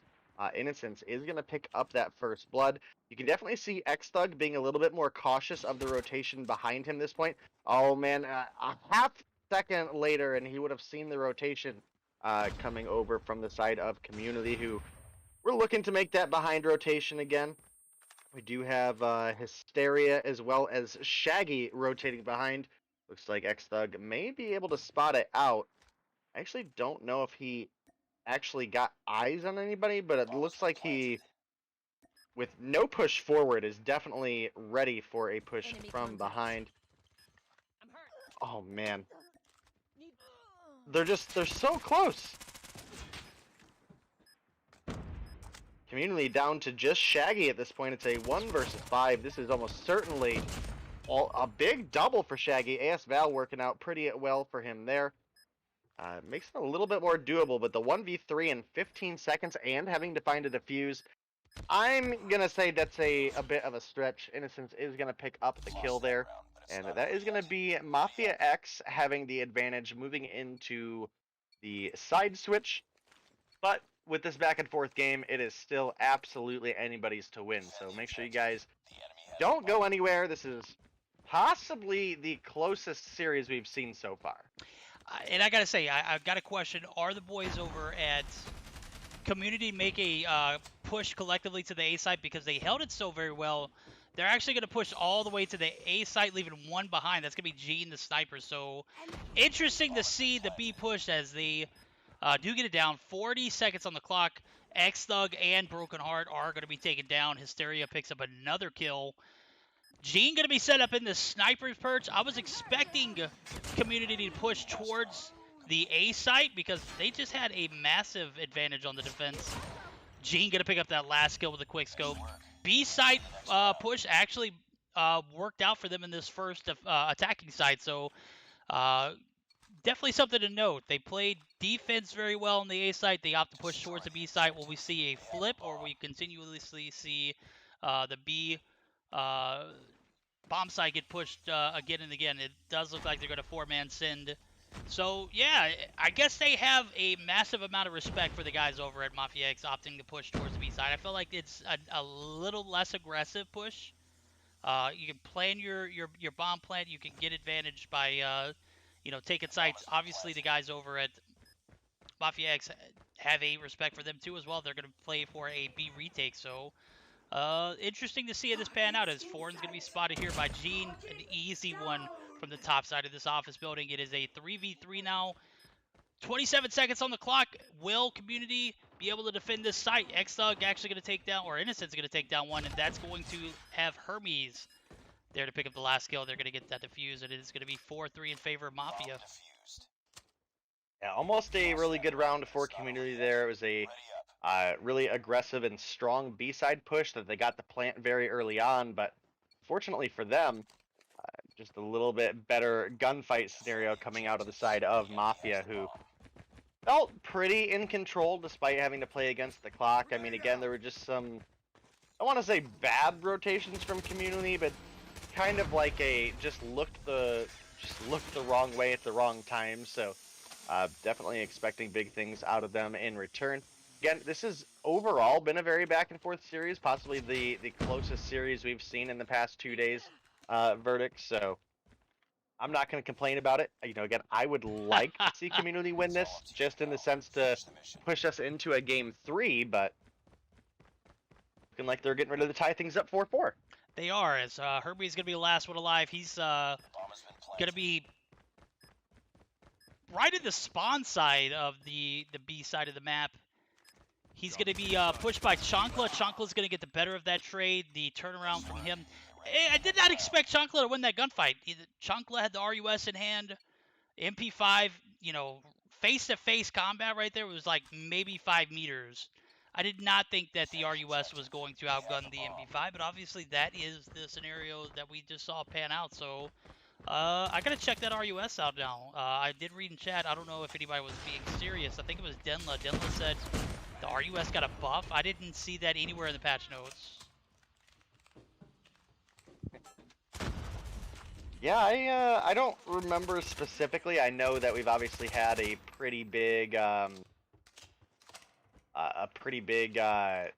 carry as far as the QXR and the Bison have went. They obviously received some pretty big buffs. You know, specifically looking at effective damage range, so definitely something to consider. You know, maybe the RUS is a little bit more usable than we thought, though. I mean, it is very, very possible. Chancla going to go ahead and get this bomb down at B. It is a 2-3 disadvantage for them, as Chancla and Gene are going to have to defend this B site with multiple points of access. 2 players going to be difficult. Gene, I don't want to say they're out of position, but I feel like as a sniper, he gets 1 in X-Thug, so maybe I just need to shut my mouth. Playing that mid, that's an aggressive area to play. Hermes going to get the trade as Chancla goes down. Gene's going to go down as Innocent catches him on the sniper perch of his on spawn site. Innocent's going to go ahead and get that defuse. 5-4 advantage now for Mafia X. Their own game point match. If they win it here, they are going to take the series in 2. Obviously, want to see this thing get pushed to a third matchup here, as we haven't seen a Dom yet tonight. Would be super interesting to see this matchup in particular, because it's been a bit more competitive on the Search and Destroy. Not the hardpoint, though. Not the hardpoint. The hardpoint was all Mafia X. Yeah, the hardpoint was all Mafia X. This game has been back and forth, round for round the whole time, and I have zero complaints about that one. And, you know, again, I'm hoping Community is able to pull together a round, or a 5th round win for themselves here, as well as, you know, hopefully push us all the way into a game 3. I mean, Mafia's still looking just a little bit better. They are currently ahead right now, but it is still very much doable. And kind of looking out for first blood here from either of these 2 teams. So far, we haven't seen anything come through. And both teams actually playing pretty incredibly passive. Yeah, with the exception of Shaggy. Shaggy was all the way on the opposite side of the opponent's spawn. That was interesting to put the bomb in that kind of position. Obviously, we see him rotate over to the B site as he's got information. But anytime you're in a position to, you know, lose a Search and Destroy game, you don't want to put the bombs in harm's way. And I felt like if anything could have changed for them, Shaggy, oh my god, I don't think he saw one. He's going to get spotted by Hermes. Hermes going to get the drop on him. He's going to get taken down. Daddy Board's going to be taken out. X-Thug, it's going to be a 3v2 scenario. Broken Heart and Foreign going to be the last 2 alive for this Mafia X team. And Gene going to get a shot. Gene hitting those shots. Broken Heart going to be 1 shot immediate. He's going to get taken down by Board. That's going to take us Round to round 11. 11. There we go. If anything is to happen, it's going to happen here in this round 11 on Search and Destroy. Will the boys over at Mafia X push towards that B bomb site, or will they make the not so smart move, which is towards the A side? As I do see Broken Heart actually pushing towards the A bomb site. This is like an ego challenge, right? X-Thug threads the needle, gets a shot. I didn't even think he had actual sights on there, and is going to pick off First Blood onto Hysteria, who is over at the A side. And now with that pick, I think this is a really smart play from Mafia here. In fact, this one might even be enough to just give them the win. They got to pick A side, and then the team full sends B. X-Thug almost killing himself on a nade there. We do have the bomb plant at B. Yeah, Hysteria reconnecting there. Definitely was not disconnected when X-Thug found that shot over A side. We have Hermes guarding the backline here. Might hear Shaggy, gets the kill onto Shaggy there, is now running for his life. I don't necessarily know if he knows that there are two people behind him, but man, Hermes wins a double up against Daddy Board there as well. It is now Gene last alive for the side of Community with only 7 seconds on the board. That is going to be game. Mafia get the 2-0 win, and Gene, nice double kill there at the end. It's not going to matter though, and that's going to bump Mafia up, I believe, now into 3rd place with 65 points. So they're only sitting 5 points above Community, but that was a solid 2-0 win there. The Search and Destroy, definitely very back and forth, definitely fun to spectate, but man, the hard point was all Mafia, all game. Yes, indeed. And it looks like I actually might get black screen here as I don't see what is going on. I'm not sure 100%. So I might have to exit out. Yeah, I'm not even going to be able to see the scorecard. It doesn't look like. It looks like I've got a error going took back me right to the back lobby. to the lobby. Yep. Yep. Typically, you don't see that when you've seen a few games in the same lobby. But that is the situation here. So I got black screen. I'm not sure if the players were able to get their perspective or their scorecards. Obviously, I was not able to, so we won't even be able to discuss that. Marvel coming through in the chat. Marvel, what's good, homie? Chilling, about to go to sleep, man. Marvel, it's like what? It's got to be like 3 a.m. for you guys, but I say that, and you EUEE players are up practicing until 2, 3, 4 o'clock in the morning. I know the Meseeks EU roster is up at all hours of night. Not leader, but the majority of the others. So definitely a part of that team no sleep, right? Yeah, sometimes that is the case. I believe our next match ahead of us is going to be Shred It versus Carnage. So this is one of those that I was looking out for and was definitely a little bit shocked that they were performing as low on the leaderboard as they have been. I believe part of that was you had mentioned to me, Verdict, that you haven't really seen Justabot play on this roster. And Justabot, I by far think is their strongest player. So that's definitely, something to kind of consider. Hopefully they're able to turn things around and pick things up, because sitting down at 10 points currently with a player like Justabot on the roster would not be a good spot to be in whatsoever. I don't know much about Carnage Gaming. I actually don't remember where they were in the standings, but with the points Shreddit has on the board, I can't imagine this is going to be a super great one. But we'll have to see. Well, Carnage are down at 0, so Carnage at 0, Shreddit at 10. If I can pop into the rosters channel and see if I know anybody, because we don't have anybody really joining yet. Let me go ahead and tell you, Shred It, I had high anticipations for them this season, but their first game of the year, or of this event, they played against Operation 34, bro, and let me tell you, it wasn't close. Op 34 has been the most dominant so far. They 6-0'd them on the Search and Destroy. I want to say it was like 150 point advantage in the hard point. So just to paint you a picture of how good that Operation 34 team is. And I don't want to gas anybody up. I don't want to talk somebody to a level that they can't compete. These guys have proven that they deserve to be at the top as they've played multiple teams and just, man, I don't know. It looks like they're on a different level. Obviously, we've seen them go to the finals in the Meseeks Sunday Showdown. We've seen them go to the semifinals on occasion. So, yeah, that team definitely competing at a high tier capacity. If they were able to take the likes of Shredded. Now, granted, Justabot wasn't in the roster.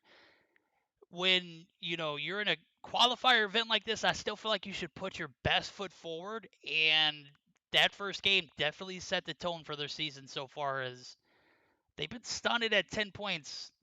And it's not because they haven't shown up or they haven't, put on. It's just they've had tough matchups. Operation 34, for Christ's sakes, these guys, if anybody deserves a seed in that top four, they've earned it. I can't say they deserved it, but they've earned it for sure. So far this season. I'm actually grabbing the door. I'll be right back, Verdict. Hey, go ahead. Actually, while we see these guys leave the lobby, we're going to take a short intermission because I need to grab something to drink too. So, guys, don't go anywhere. We're going to get ready for our third or fourth series of the night. That is going to be Shredded and Carnage Gaming.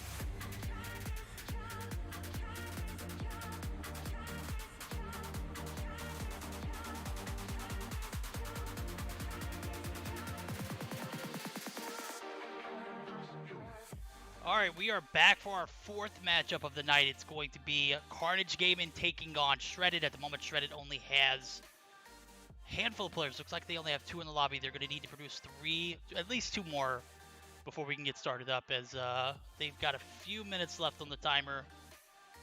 And I'm getting information. Obviously, we're in a holiday situation where majority of us are celebrating Memorial Day. You know, people trying to spend time with their family. It's not an ideal situation. But in the competitive scene, the show must go on. So we'll see if Shredded will be able to produce any more players. They've got a few more minutes left here before they receive a DQ. I'm sure that if they have players available, they will go ahead and join in. Yes, I do see one. It's going to be Ruben's actually leaving, and Dan might actually take that spot in the Carnage Gaming roster. As we do see 4. I'm assuming Blast and Dam have the same profile picture. They are on the same team. Is that safe to assume, Day? I mean, you would think so, but... I've seen crazier things, right? Right. Definitely wouldn't put it past the players, especially, Who are you talking about? Damn, he's in the bottom slot, but he has the same profile picture as Blasty is. So I'm assuming that they are on the same team. I'm reading chat, or in our group chat, Hello is confirming that he is on the Carnage roster. He is just in the wrong slot, so... They do not have the same picture on my screen, so that's why I was pretty confused. Yeah, it's the exact same picture. It looks like the Carnage Gaming logo right underneath. Oh, okay, so it looks like Blasty actually updated his profile picture, and on my end it still shows that he has the exact same one as Dam, but it says Blast instead, so... Gotcha. I do see where that is confusing, though, as I do look at Blasty's profile. It does show a different profile picture than what he's currently rocking. So, obviously, the Boomer verdict is bamboozled again.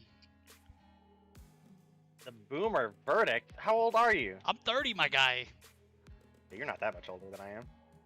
The fact that you just got to say that much older just indicates that I am an old man. I mean, I'm about to turn 29, right? So, like... There we go. Okay, and I don't feel so bad now. Hermes, Can you tell me the standings, please? Unofficial standings at the moment? Let's see.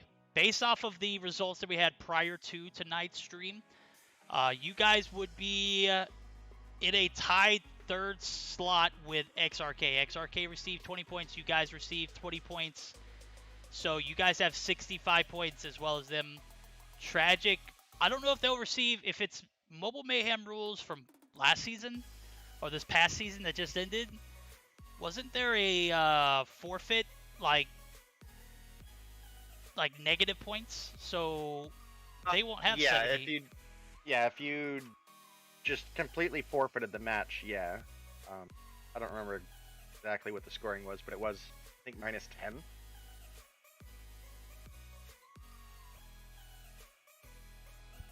Okay, so we're in a position where we've opened the lobby 10 minutes prior to now, and only 3 Shredded players are able to show up in the lobby. So, looks like per the rules, we won't be able to 3v5. You could 4v5, but there's only 3 players in the lobby, so might not see this matchup either. We could do a 4v5. Okay, so if they have their 4th, go ahead and produce them now. We'll go ahead and get started. This is tough, man.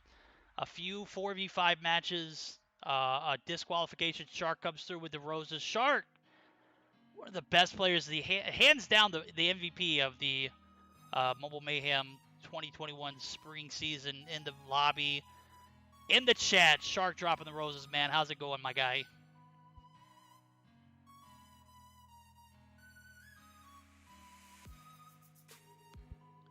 Yep, we're gonna wait for definitely don't think we anticipated having this many roster issues on Memorial Day, but it is what it is. We're here.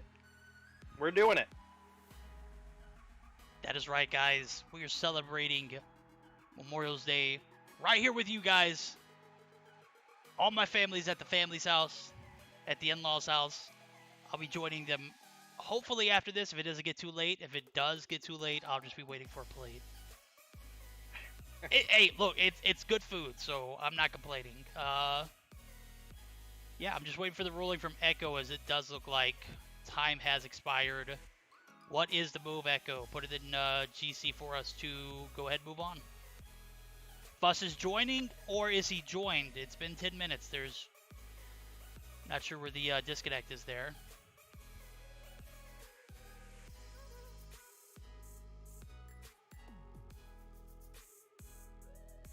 All right, we'll give him a grace couple seconds here.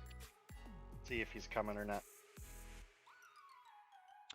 How are you, Verdict? It's Qualifiers NA. Yes, this is the 2021 summer season qualifiers. So the top 4 teams from this season will move on to play the bottom 4 teams of the previous season, the spring 2021 for NA.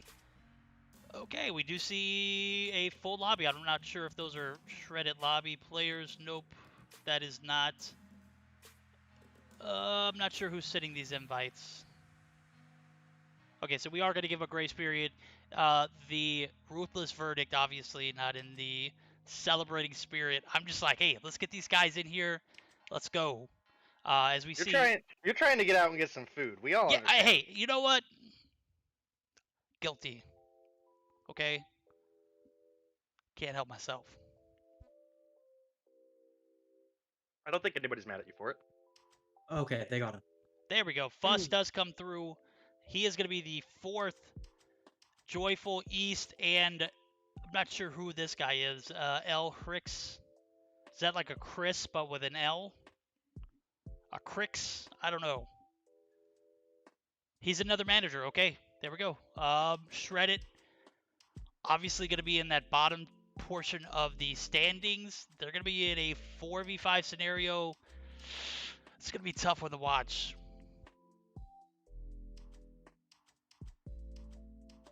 Yeah, definitely not ideal. Again, I don't know if we anticipated really having this much of an issue getting rosters together for today.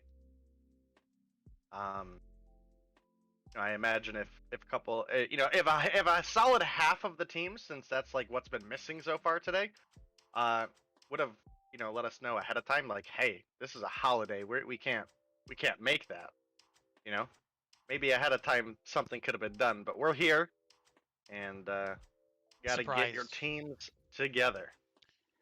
You would be surprised. Well, yeah, I mean, it's super hard just being a responsible adult, right? So. Be thankful you weren't here 2 Mondays ago. Yeah, we had a situation similar to this last Monday. It was tough, man. First 3 matches, players not able to be produced. I guess it's a Monday thing, or guys just not available on Monday. When they signed up, they knew the schedule and they agreed.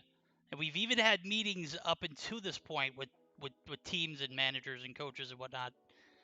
And it's just gotten to a point now where, the bottom portion of the bracket is, or the bottom portion of the standings have had several, situations where they weren't able to produce 5 players at a time, or they had to DQ.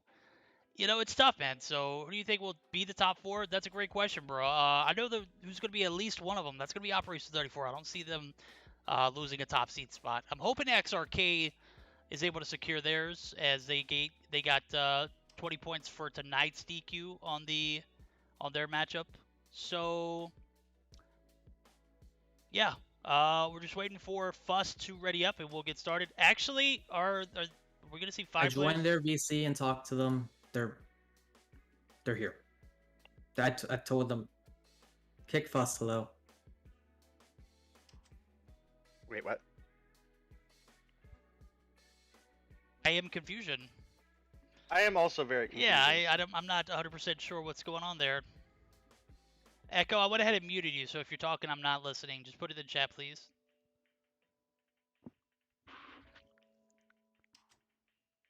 Something about they had their actual player here or something, or I don't know. Yeah. Looks like we're in the game now.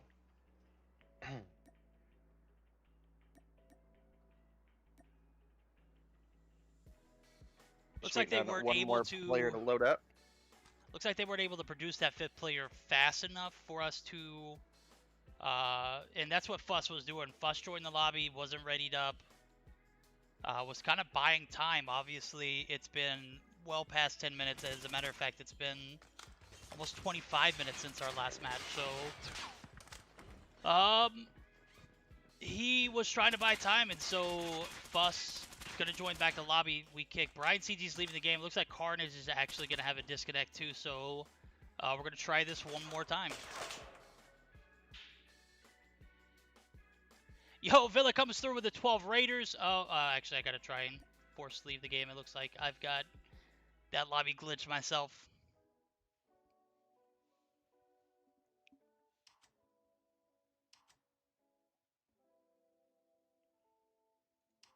Tell you what, that Plague Doctor skin, the new one, is amazing. Which skin is it? The one that's like a Plague Doctor. I don't remember the name of it. It's in the current Lucky Draw. Oh, the new one. Yeah, I gotta check that out. I've known the PP19 Bison one was pretty OP looking. I haven't even got a chance to take a look at the new one that just came out this past Thursday.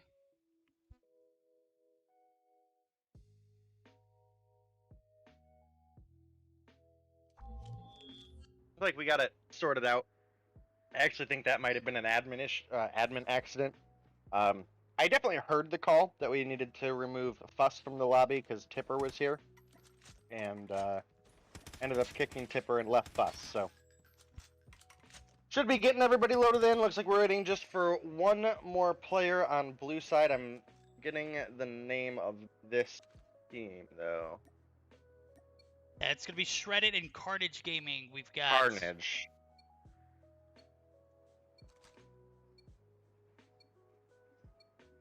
Alright, yeah.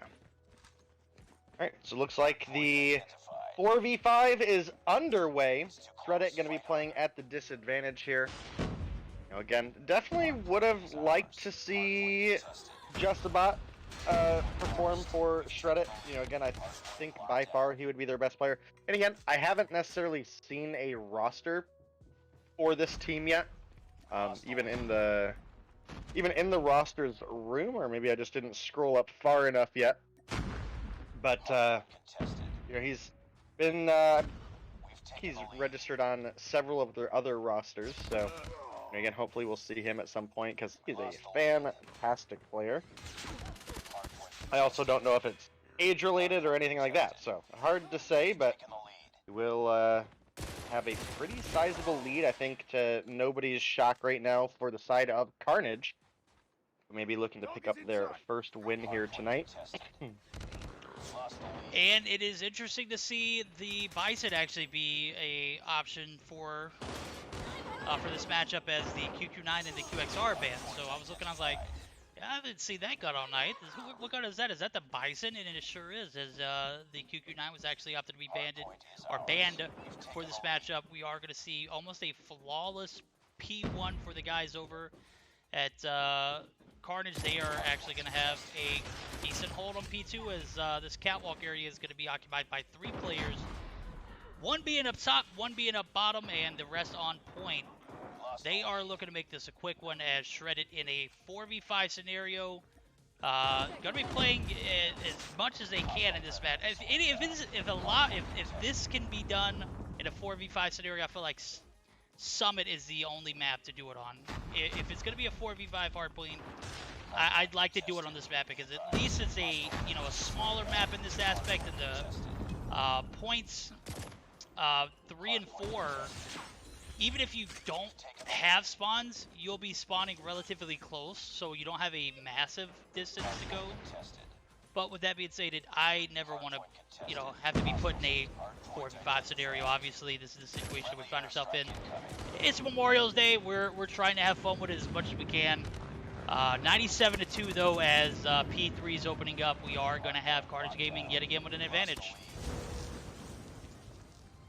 Yeah, again, a very body-heavy game mode. Having an extra body to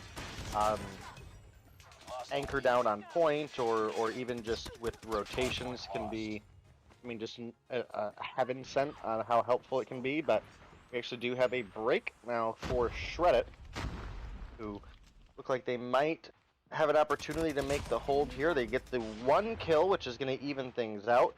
How do I pull up the map again on the new client? Click on it? Yeah, just click on it. Alright, so it looks like we have a pretty solid hold by the side of Shreddit there. And if you are...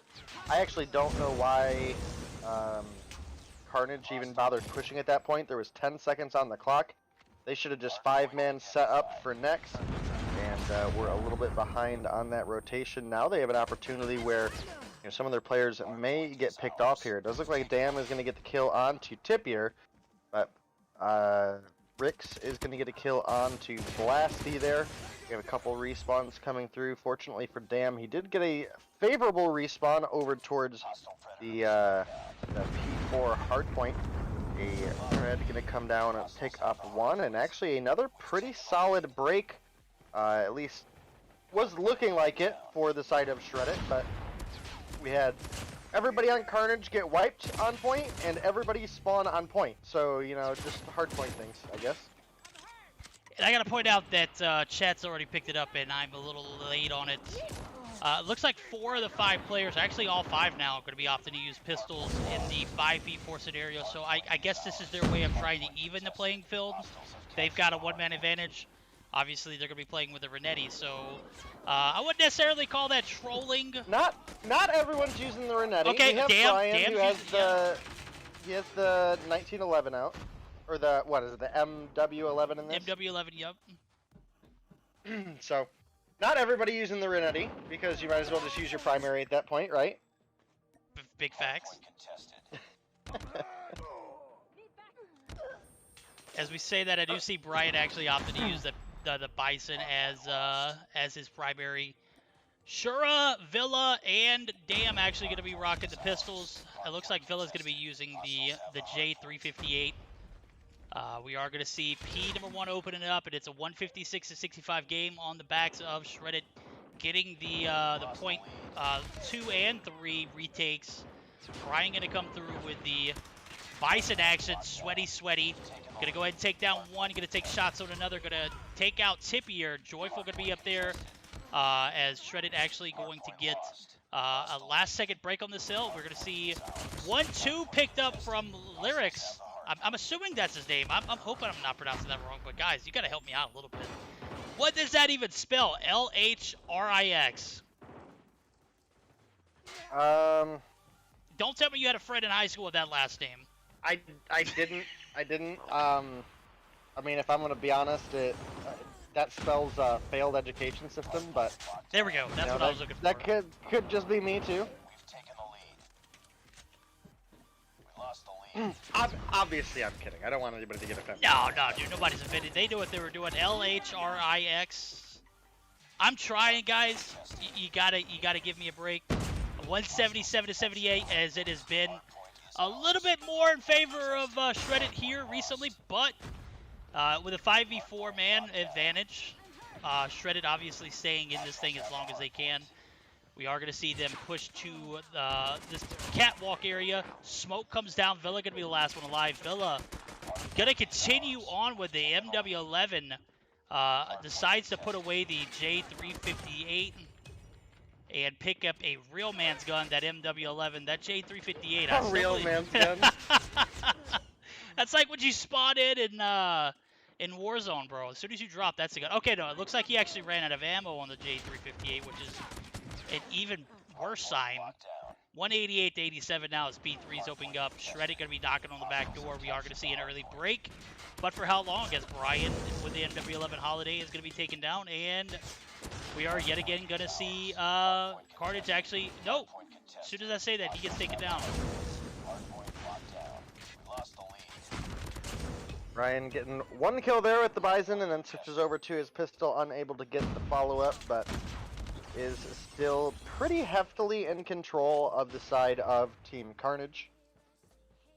Got about 40 points to go, only about 18 or so left on this hard point, so Definitely still very, very doable for them, but again, I don't know if it's disrespect having the pistols out. I don't know if it's Honor trying to just make it even for the fact that they have a player down. I don't know. I'm gonna be honest.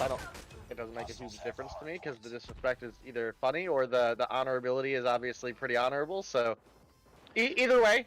On behalf I'm of Verdict's stomach, let's use regular guns so this matchup will go faster. 5v4 should be a lot easier than this. 100 points. I'm obviously being a bit tilted as, I'm ready to eat, bro. I'm a big guy. I'm like 220, bro. I need to eat ASAP. It has been since like maybe 1 p.m. in the afternoon since I've ate, so you guys are prolonging that period. I'm obviously, to the point where, I want to see a competitive gameplay, and I feel like a pistol-only 5-man would be the only viable competitive matchup. But you're also hungry. But I'm also hungry, and hungry always topples that competitive matchup. So 5v4, slaughter these guys. Let's see them. I want to see heads on spikes at the end of this game.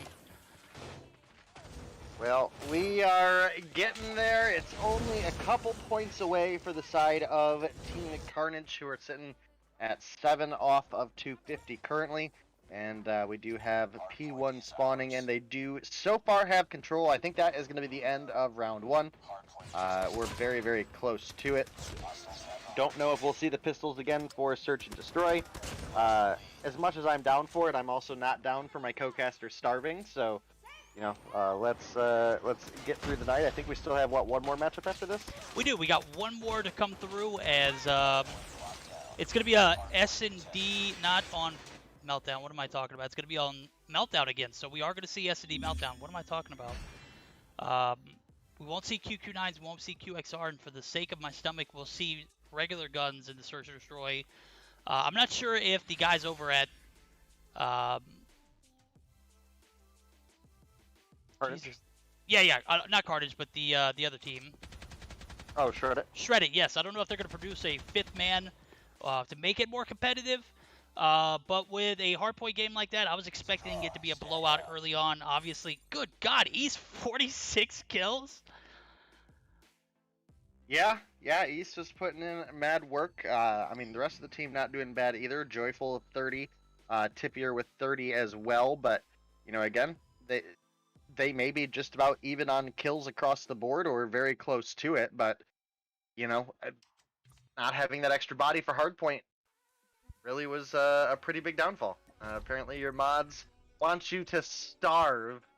Well, I didn't steal him. He came over from Zim stream, so that'll just tell you a little bit more about him.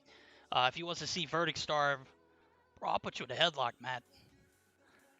I'm kidding, my guy. Starve Verdict 2021, I could probably stand to lose a few pounds. God knows COVID has not been kind to me as I've... Oh, me neither, dude. Bro, Me neither. you can't go to a gym. I still don't feel comfortable going to a gym. And, when you're stuck at home just doing push-ups and... I have a gym in my garage, but I wasn't even able to use it, with working full-time. Oh, yeah. And Imagine. casting and working with Trovo. It was like, getting home at 6 or later, then trying to shove food in my face to be there to cast by 7, or on days that I didn't have to cast, be there by 7 to meet with Trovo. And oh man, I'm kind of on one side glad that the whole work is over and I can make the full shift here, but it's been a long, hard journey, man. I don't know, I'm ready for it.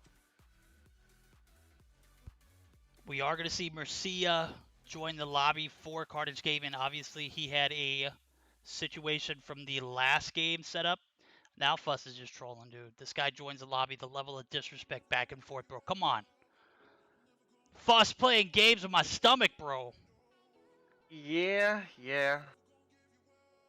Mercia obviously in a position where he did not, or they did not produce screenshots to the last game that they participated in, so they got a 1-game DQ. Or 1-game, 1-game DQ where he could not play. So we're going to see him join in for the Search and Destroy on Meltdown. Joyful. Someone said Elrix. That does not spell Elrix, guys. I hate to be the bearer of bad news. But anywhere in the English language does that spell Elrix? Even in the Spanish dictionary, that does not spell Elrix. It doesn't even look like Elrix. But I'll give you the benefit. I'll give you the benefit of the doubt. I'm gonna assume it's lyrics with a X instead Reverse. of a CS and a H instead of a Y. Like a reverse Y, like an upside down Y. Yeah, I can see yeah. that. Okay. You know what? 200 IQ from Day. That was the joke on the failed education system, by the way. There. Hey. See that? Whoop! Right over my head. I guess when you're hungry, you just don't put 2 and 2 together. You just knock yourself when you're hungry. Get a Snickers. I'm not myself when I'm hungry, and I'm obviously not myself with the AC out. So this is like 2 like overwhelming factors, bro. Yeah, I bet. And you said you're down in what, like you're in the south, so it's been toasty down there. It's very toasty, bro. It was like 93 degrees outside. Boo Packers, bro. Who says boo Packers? I got my pack attack right here. My helmet. I know you guys are not talking about that. Come on now. How can you not be a Packers fan? They're, they're classic team. What you're looking for?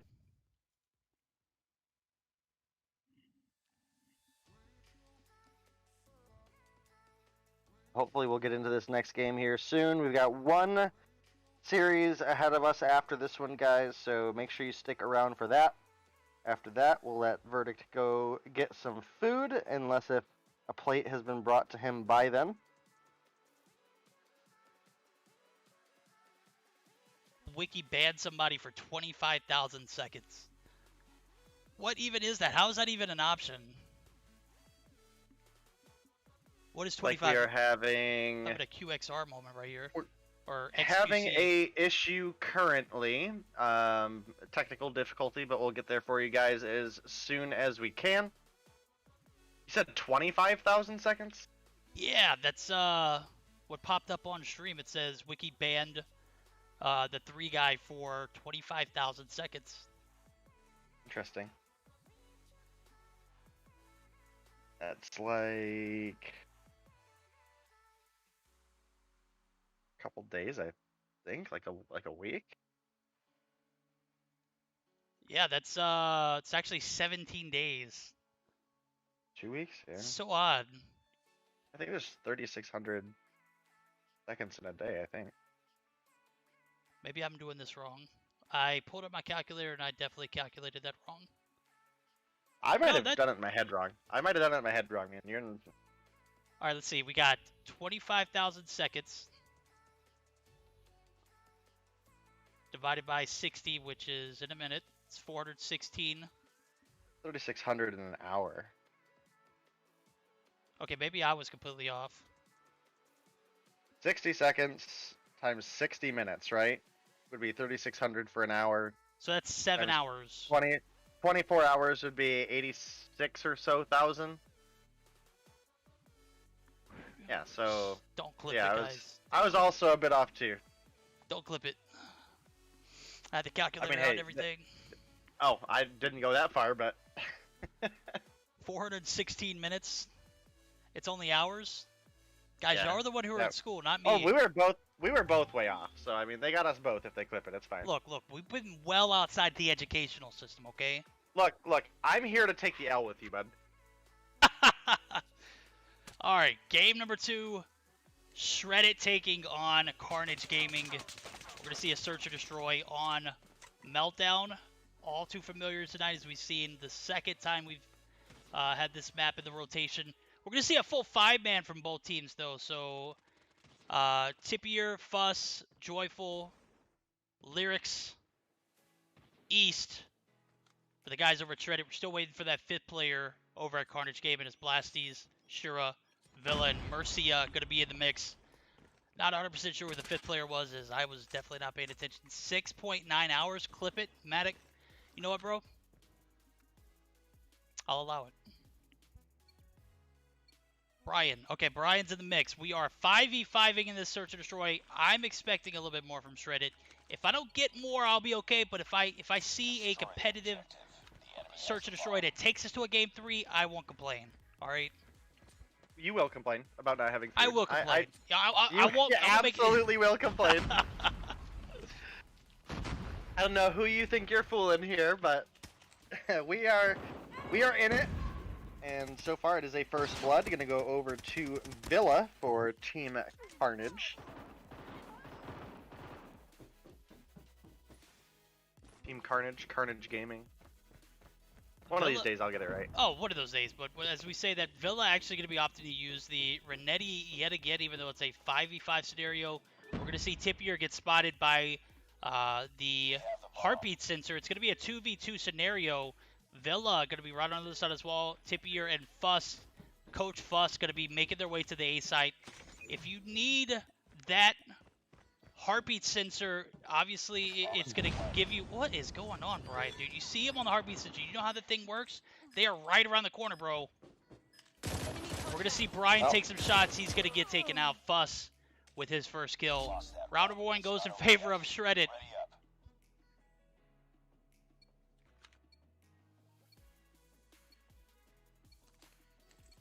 I don't know. I might be calling this one not playing to the best of your ability. You know what? When you have that heartbeat sensor, I don't know, bro. I just feel like...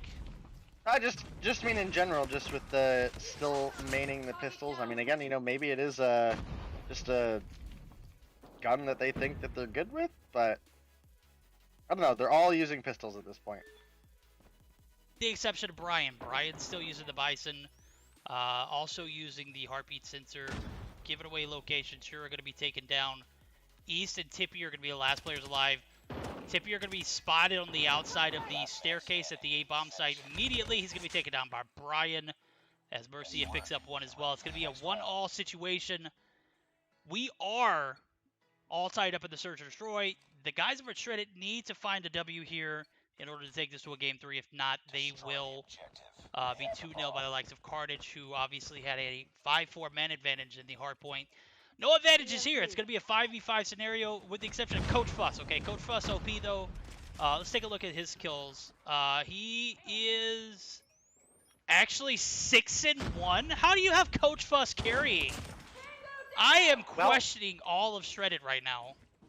Well, in the previous Mobile Mayhem season, spring of 2021, towards the end, Nova also couldn't field a roster, and they had their coach Image was their coach, and he came through, and I feel like the slow outskirts pace gameplay that he had took a lot of players by surprise, because he constantly put up big numbers in Search and Destroy. And not like run and gun, just openly winning gunfights like someone was playing on his account, just being in the right place at the right time. So that could potentially be part of it. I mean, as we can tell right now, he's playing pretty passive, but he is up on the B side. Might hear one player rotating over. Nope, Coach does not hear the footsteps.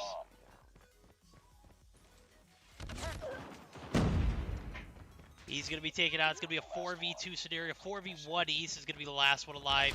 He's going to take down one, but is going to receive some shots from Brian, who gets the headshot finisher. We're going to be all tied up at 2 as the last round of the attack strategy for Shredded will come through here. This will determine who will have the advantage as the sides flip. I got to give it to Coach Fuss. Fuss, even using the Renetti, has managed to somehow top frag for these guys over at Shredded. 7-2, loving it. I know I saw Image clutch a few kills in the towards the end of the season. As a matter of fact, if I'm not mistaken, he carried in that Search and Destroy that eventually led to them like winning that game, right? He carried every Search and Destroy, not just one. Every Search and Destroy. Yeah, it was pretty wild. I'd like to see Zim carry in Search and Destroy. I'd like to see Zim not be a potato, but like, you know, it's a tall order to ask for. That is we do see 3-2 advantage for the guys over at Carnage Gaming. We're going to see that side flip now. The defense strategy comes through for Shredded as Carnage up in the series 1-0. Still, if you're joining us now, 1-0 for Carnage in the series. They're up 3-2 in the Search and Destroy. They only need 3 rounds to take this series in 2, or will we see Shredded actually fight back as Coach Fuss carrying? As soon as I mentioned him being 7-3, he has yet to get another kill. Blasty's going to spot him mid, take him down. This is going to leave a 4v3 as Lyrics actually is going to spot Blasty in the open. Brian and Shura going to be tag teaming it up here on the outside of the A-bomb site. We're going to see Mercia in the top side of this office building. So kind of a 1-1-1 split. One on the stairs side, one up top in this office building, and then one on the bottom right-hand side of the boiler room. So we're going to see that split transition into a B push as the bomb's at A, though. So they're going to have to make that push over there to get that bomb first. And sure enough, Brian does make his way over to this A site. He takes shots on one. He's going to get taken down. East is going to pick up another kill. I believe East actually ties for frags. Yes, 7-4 for East. As Mercia going to be the last player alive. It's going to be a 3v1 scenario. And with the bomb big right here immediately on the A site, I don't see these guys going anywhere. And I don't see Mercia able to clutch this up with the amount of time he has. Yeah, definitely not looking super possible. Obviously not enough time on the board, and that is going to be a round 3 win for the side of Shreddit, who are down a series currently, so they are at least even here, maybe potentially pushing us into a game 3 if they're able to pull together search and destroy victory. We are now spawned into round 7.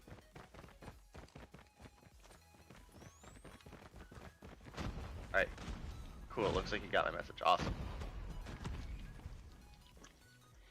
Yep, we are going to see a 4v5 ensue as I got to give it to Mercia. He took down 2 prior to that time going out. It leaves you to think if he had had a little bit more time, would he be unable to clutch it up there? He's going to get shots on Fuss.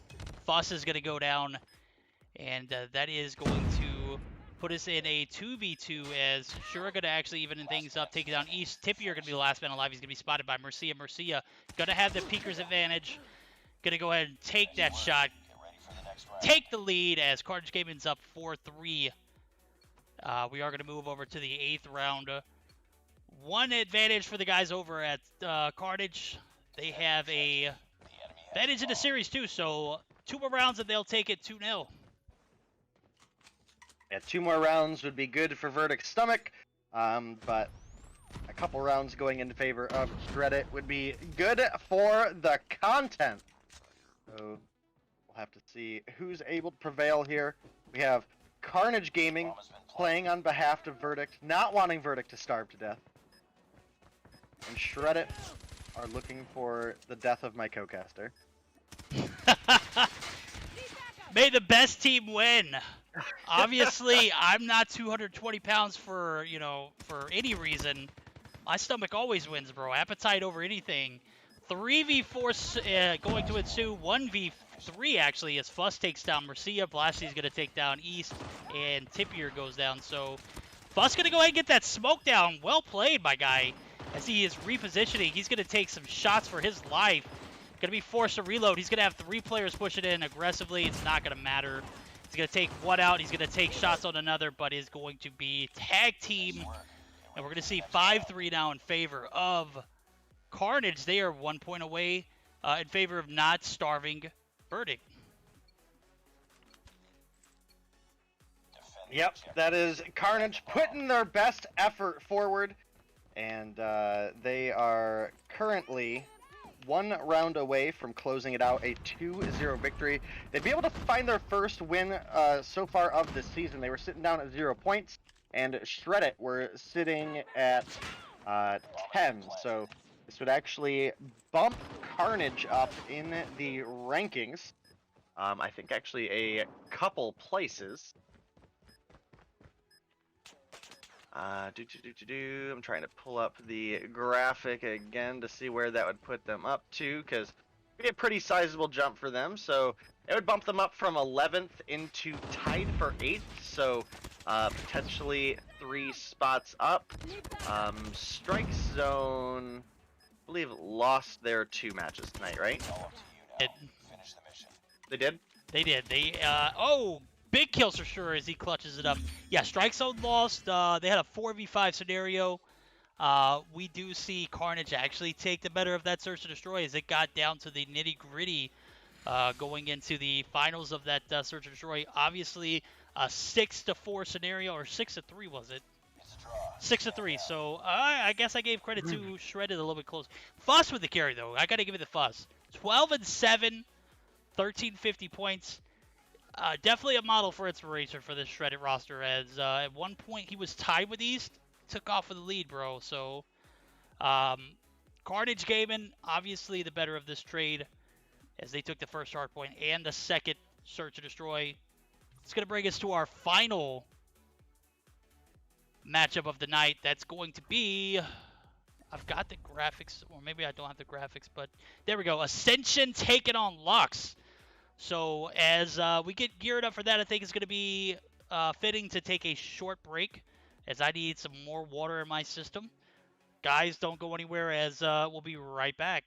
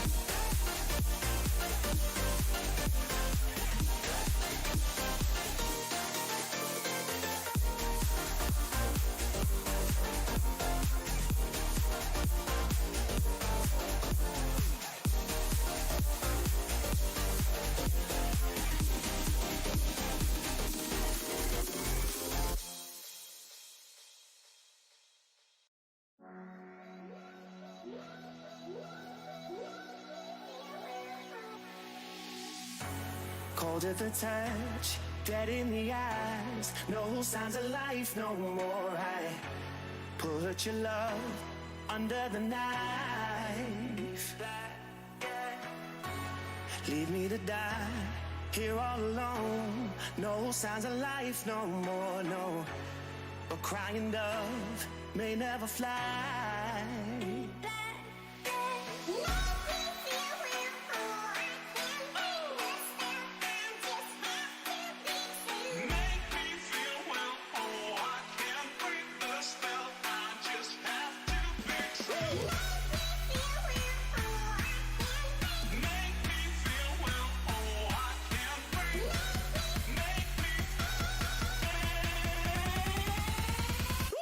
It's black and white.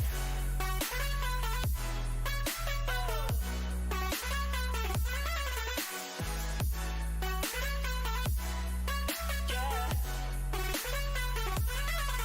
Black and white. Oh, oh, oh,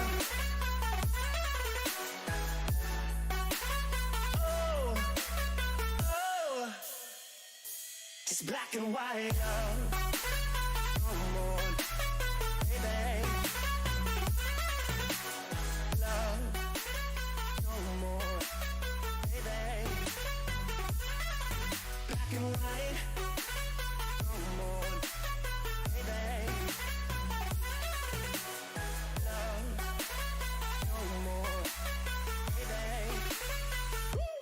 Black and white, just let me go. It's only right. For all I know, it's only matter. It's calico, it's black and white. Just let me go. It's only right. For all I know, it's only matter. It's calico, it's black and white. White, white, white.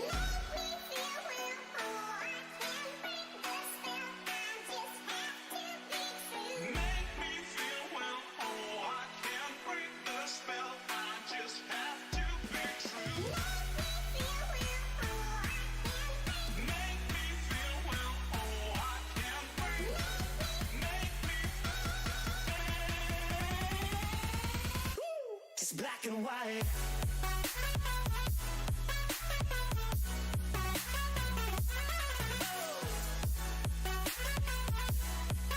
Yeah. Black and white. Oh,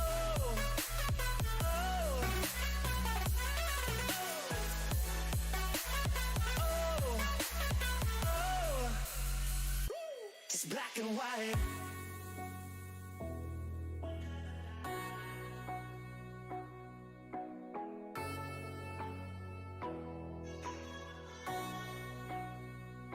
It's black and white.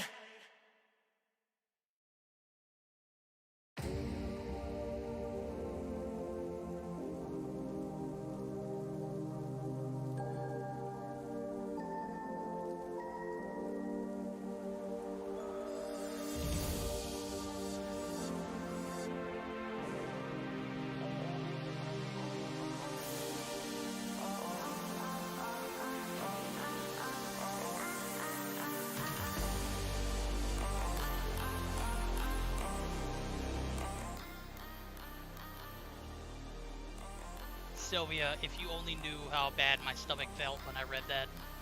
Like, it was a good kind of bad, because when I read the cowboy ribeyes and the grilled corn and the asparagus, I could literally feel my stomach be pushed to that point of no return.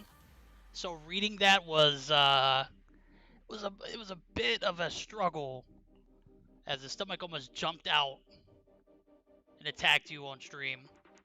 Oh, at least we only have one more series ahead of us. That is right. One more series ahead. It's going to be... And then you can go get yourself some food. There we go. The baby verdict. Going to be one of my mini aliases. As I've been complaining all night about some food, we're going to get it here shortly. Ascension is now front row. They will be taking on Lux, as we do see front row joining the lobby, waiting for a few of the They were so good. I bet they were. Perfect marinade. Oh. She's got that southern cooking, homie. Yeah. I'm very familiar.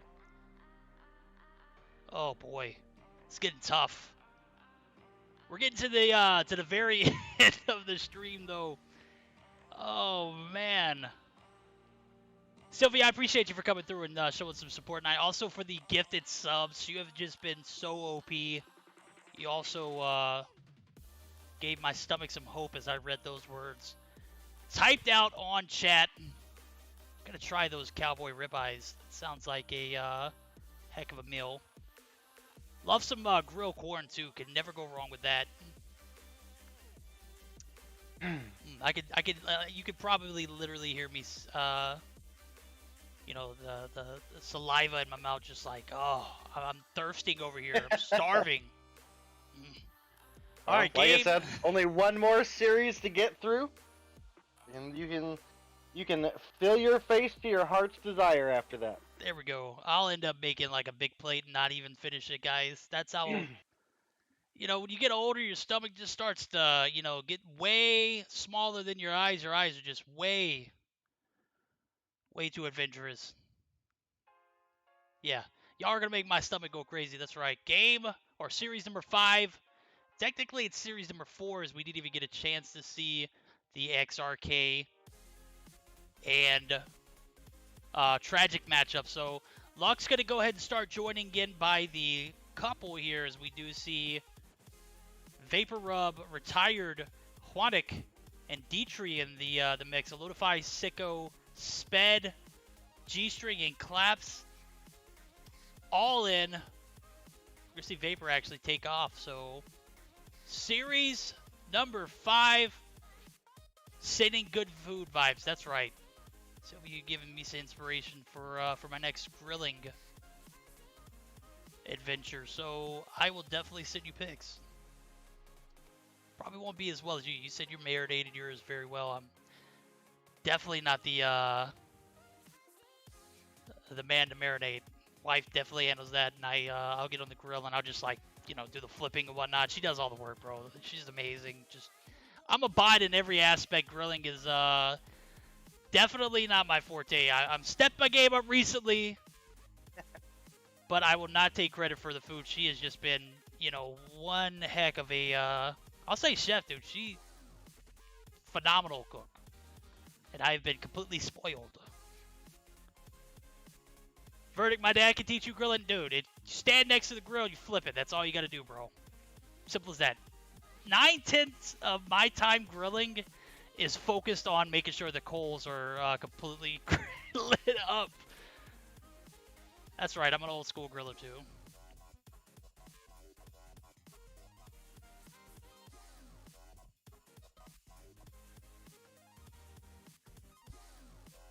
All right, we're going to have Lux join in one way or another.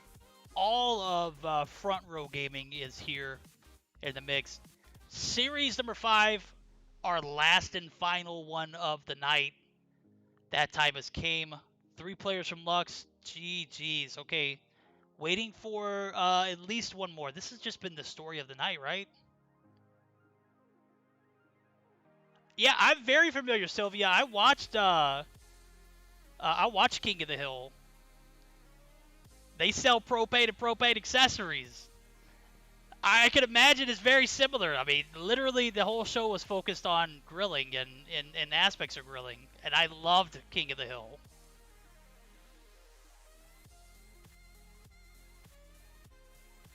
Dang it, Bobby.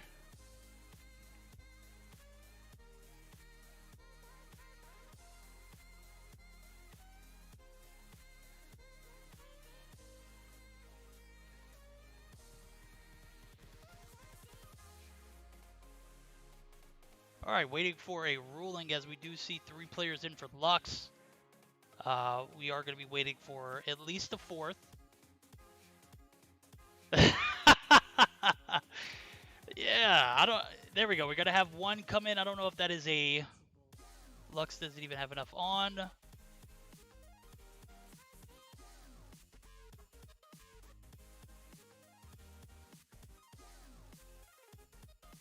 Alright, we're waiting for... I guess Eludify may have disconnected, but Zerto is actually going to leave. Lux doesn't have enough on, but I'm not sure what the situation is with their roster, so we're going to give them a moment to get their team in. Pop Ivy comes through. Bax Chris does come through as well. I don't know what Eludify... I don't know why Eludify left.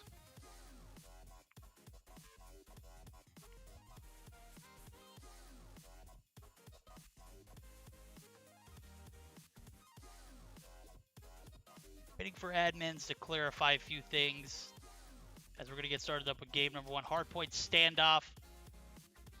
We did see one player get kicked from the lobby. Hardpoint standoff, search and destroy on Tunisia. One of those maps we haven't seen all night. Glad to see that in the mix rather than the meltdown that we've seen back to back. Domination raid if we see a game 3. QQ9 and the QXR are banned, so obvious reasons for the QXR. The QQ9, obviously one of those guns that we've seen abused here recent, but not as much as the PP19 Bison, so Bison not being banned is interesting in my opinion. Yeah, I mean, definitely been one of the stronger guns this update. It has kind of a range kill potential closer to an AR than most of the submachine guns. The MP7 or the QXR also got a effective damage range increase, but not quite as much as the Bison, as well as obviously the Bison with a pretty massive 64 round magazine is really good for those long gunfights where you may pick up a kill, but there may be another player making that rotation that you then need to also gun down. So it's pretty good at that. Not quite as good in the close range fights, however, though. So definitely something to consider. And hopefully we'll get this series started pretty soon here. We know that you're pretty hungry, so maybe it'll be a quick 2-0. Maybe it'll be a game 3. Who knows? Who knows? I've gotten to that point, like, when you get so tired, you become delirious. I've, gotten so hungry now, I'm becoming a bit delirious, and I'm okay with it. I'm sitting back, I'm relaxed, I'm enjoying my time. And we are going to see a 5v5 startup between Lux and Front Row Gaming. Going to be an interesting one, as one of their players is going to be disqualified from the first hardpoint, so we're going to see the coach actually step in. And we do see their fifth join back in. That player was not banned from this matchup. That was the other. There's 2 Pop Ivies, just to give you a little bit of context of the situation. So Lux Pop Ivy is disqualified from this first matchup due to screenshot issues in the past. So without further ado, we're going to get started up with game number 1. Front Row Gaming all readied up at the bottom. We're waiting for Pop Ivy to go ahead and pop up that check mark. We'll get started up with Hardpoint Standoff, followed by the Search and Destroy on Tunisia, which will be a nice change of pace. We see a game 3. I think I said it was a domination on raid.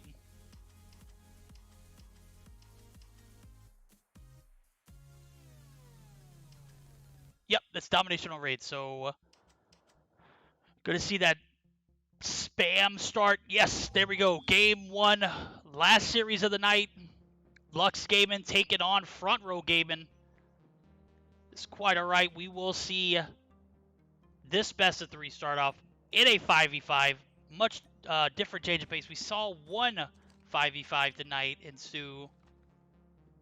Or did we? Have we seen a 5v5 yet? Dude, I've gotten so past that point of no return. 5v5 search and destroy. There we go. That's it. If my mind serves me correct. I'll let Day do that job. He knocked it out. He was right on point. I had no idea what was going on. I get it. You're hungry. I understand. But we are into our hard point here. Again, for anybody joining us late, this is the previous season Mobile Mayhem rule set. So hard point to 250, domination to 200. So keep an eye out on those kind of changes for if you joined us last night during Meseeks' last Sunday showdown. We were obviously playing on the Masters rule set for that. So this is me a little bit different, but still something you guys should be pretty familiar with. Yes, indeed. As I'm kind of digging the old Mobile Mayhem rule sets.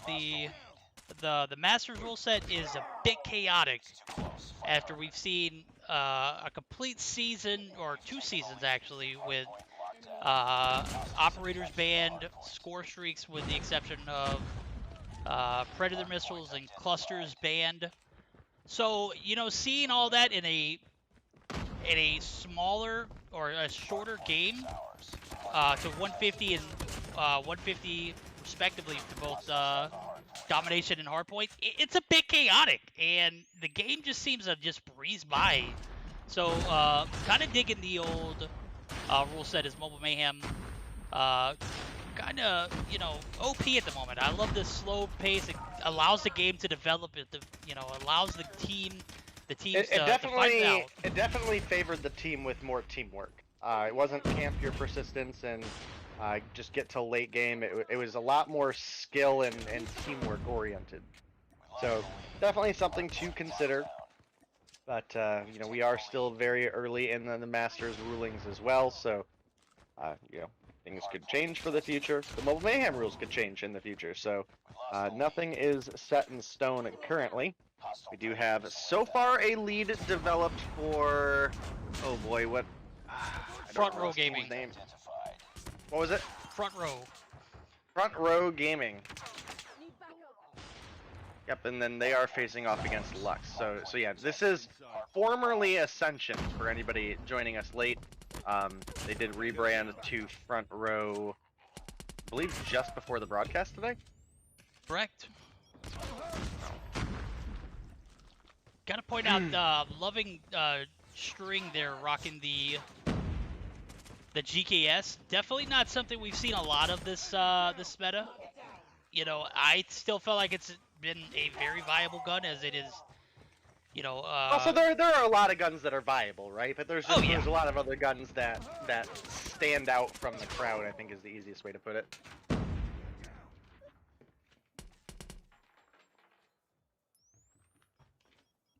And with about a 60-point lead currently for Front Row Gaming, they're starting to make the rotation over to the bakery for our P5 rotation.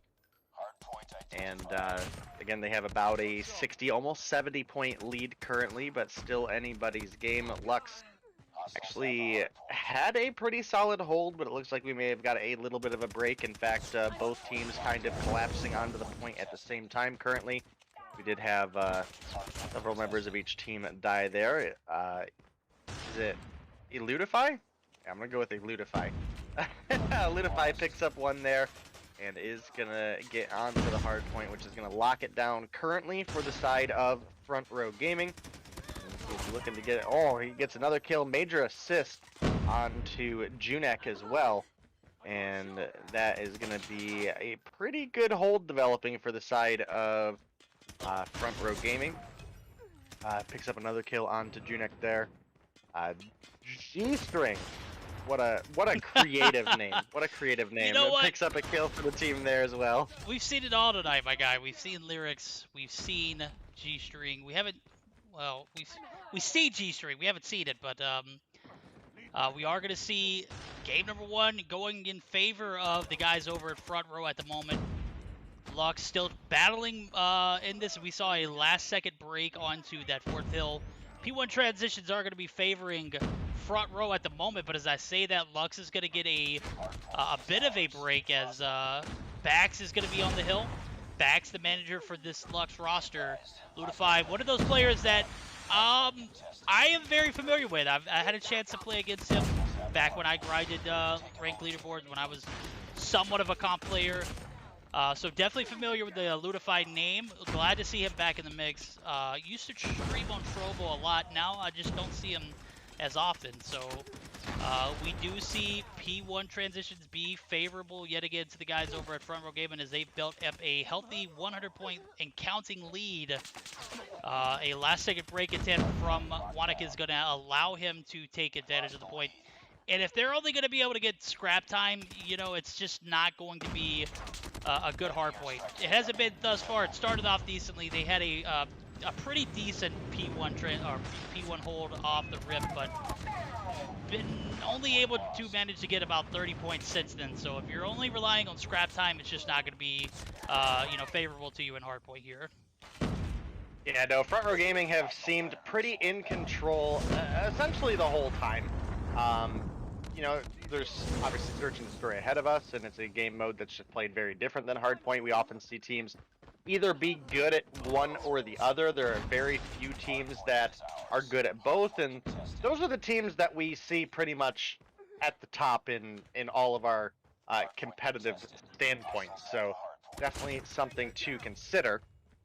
But it is almost a big take back for the side of Lux there, unable to find the full break they needed. Eludify, the really, really good window defense there, almost able to find the other one as well, but not quite going to get that gunfight. And you know, while it is a little bit of a break for the side of Lux, I don't know if fighting over the last 4 seconds was the most logical point.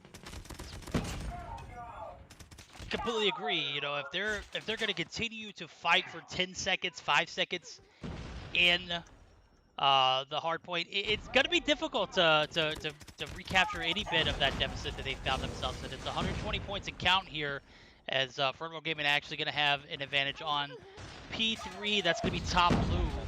We're going to see G-String in the hill. He's going to be accompanied by Claps, who's going to be taking some shots on the Ivy. This is pretty much going to continue to, they're going to pretty much continue to run away with this lead, as P3 going to go uncontested initially. Retire going to be spotted in the front side of this this top blue area. We're going to see String actually get taken down. An attempt from D-Tree is going to be denied. And now this is the time that Lux actually is going to continue to push up when they should be setting up for new. I do see Wannick actually trying to push for this top warehouse area. D-Tree's actually already going to be in the hill. Now they have to hold. It's one thing to get the point and man it at the rip, but you got to hold the position now. We do see Retired actually get 2 kills on the feet of Ludify and Claps. So this is going to be where their point of transition has, you know, been perfectly executed. So they're going to have a great hold on P4 off the rip. This is what we should have been seeing the entirety of the game. Unfortunately, they found themselves in a position where the guys over front row only need 21 points. So, you know, you got your act together in P4 here in the second transition, but it's on the backs of being down by 100 points plus. So with Lux actually knocking on a door of a 250 point here, or rather Front Row Gaming actually knocking on 250 points here, it's a bit difficult to understand how, you know, these transitions were made later on in the game rather than early. So found themselves in a deficit, unable to dig themselves out. 3 points is all Front Row Gaming needs here, and I'm sure they'll get it on P1. Yeah, it definitely looks to be the case here, especially as they are getting set up. So a pretty commanding lead, basically doubling up the points. So definitely expect to see big things out of them in the Search and Destroy as well. But, you know, again, very different game mode that could be an opportunity for the side of Lux to turn things around. Obviously, just kind of one of those things that we don't know until we get there. So we'll probably be there pretty soon. I mean, this game is over. It is going to be the win going over to, what was it, Front Row? Right? Yeah. It'll take me a second to get used to the name there. Well, I mean, let's be fair. So this is a newer team, Ascension, who just renamed. So, you know, we were expecting Ascension. We're getting Front Row. Obviously, they're both one and the same, but the rename coming through right before they jumped in the lobby with us. To my knowledge, I don't know if it was changed any time before that. So we're all accommodating. You know, this is your first day here, so we're gonna forgive you this one time. Everybody gets one. Everybody gets one, right? Everybody Spider-Man? gets one. There we go. All right. Well, we are getting ready to get into our Search and Destroy. I believe we're going to have one roster change for at least the side of Lux. I'm not sure on front row. I imagine with the performance that they had, they'll pretty much be rocking the same roster. Again, it looked like we had one player out from the side of Lux due to some screenshots from a previous week. So that is something to make note of on possibly how their performance turned out in that last game. But with it being, I don't know, it was pretty one-sided. It's hard to really say if one player makes the difference a reality there, but definitely possible. So we want to make sure that, hopefully they have the best chance that they can have going into the next game, as long as they are within the rule set, which again, as long as that player served his 1-game suspension, he should be pretty good to go. Yeah, I'm going to say that front row should take this next matchup. Granted, I know we just had a player pop in the lobby, which is going to be Ivy, not Pop Ivy. They were Pop Ivy last week. They made a name change to Ivy this week. They've served their 1-game suspension. That's quite all right. They are in the mix now, but I don't think they're going to make a difference. This front row gaming roster is pretty stacked. I don't know if you remember the LA gaming team from seasons past. I know they Lag, Yeah, Lag. Codeine is on his roster. He's not playing right now, but he was one of their more notable players that were absolutely in the mix. We got Sped, Sicko. I'm not sure with G-String. I'm sure G-String is a name change. I'm familiar with Claps and Eludify, so familiar with Sped as well, who often comes through and hosts the stream. So big supporter of the Verdict channel. I appreciate that. So yeah, I'm expecting a lot from these guys. Obviously, they did not have a. You weren't there for Thursday stream, but they didn't have a favorable one there, as they had to forfeit their first game due to screenshot Thursday issues. or Wednesday? Wednesday, yes. Man, I'm so used to Mobile Mayhem being on Tuesday and Thursday. I still get caught up on that. So G-String was added to the roster like 1 a.m. today, so they've made their roster change. Any idea who that player was previous? Did he have a different name? Any background? I'm looking in chat. I have no idea. So. I'm looking in their VC. It looks like G-String could be Codeine. Is that wrong? Am I wrong or am I right? Because he's in the VC. Could be. We know how these COD Mobile players are. They change their name every week. Looks like Just Beetle says that Codeine is G-String. I mean, if you were gonna switch your name, I don't know if G-String is what I would have went with, but to be fair, I don't know if Codeine's any better. That's it's not. It's not. But the lighter of the two.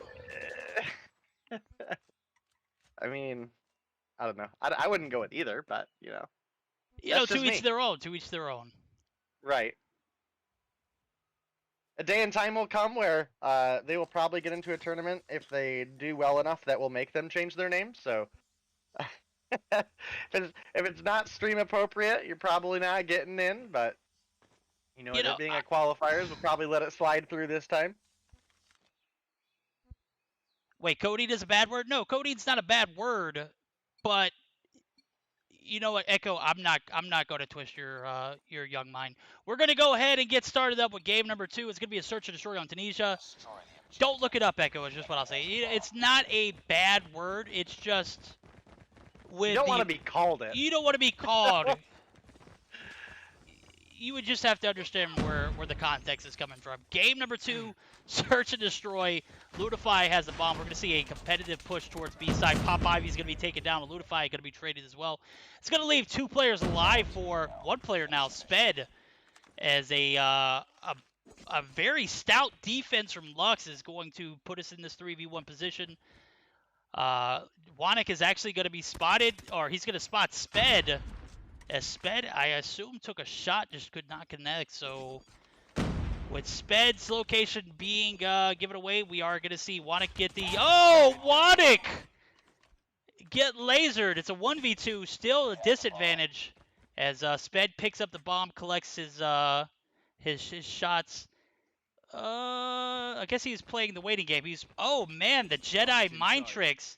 Ivy's gonna be spotted. He misses his first shot. Not gonna get a chance for a second one. Sped. Super well played in my opinion. I was kind of confused at what he was doing, but I guess he was just 200 IQing it, waiting for the players to rotate back to A as he was playing that waiting game, and it almost paid off. Do we know if Sped is the same Sped from Vitro? I can't confirm that. Can't confirm that. All right. Well, I'm gonna say Sped, probably not a super common name, so I'm gonna assume this is the player from Vitro, but it looks like I might actually be getting an answer right now. Echo also believes it is, so we're gonna go with it is. Yeah. And I'm getting a ruling from Sylvia. Sylvia said Painkiller has a better chance of making it through the name restrictions, to be honest. Oh, boy, you gotta love it. All right, we are gonna see the bomb-planted B site. 4v4 scenario, Sicko gets taken down. Dietrich actually gets a nade, perfect nade. Pop Ivy also going to take down G-String there. Ludify going to take down Wannick. It's going to be a 1v3. Ludify is going to be left in. He's going to take shots one. Gets the fake defuse. He's going to spot the bomb, but not the player. Pop Ivy played it well. Sounded off that bomb. They gave Ludify the illusion that there was going to be someone there. You were wrong, my guy.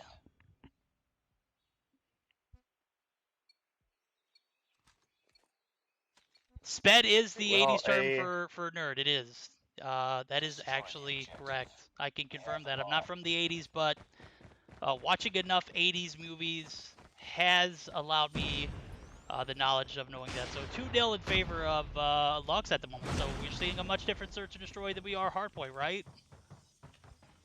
So far, still anybody's game. Search and Destroy kind of does give you that benefit of even if you have a bad round, the next one is a reset. So 2 rounds are over to Lux currently, but this one almost certainly looks like it's going to go over to the side of front row. We'll have to see. I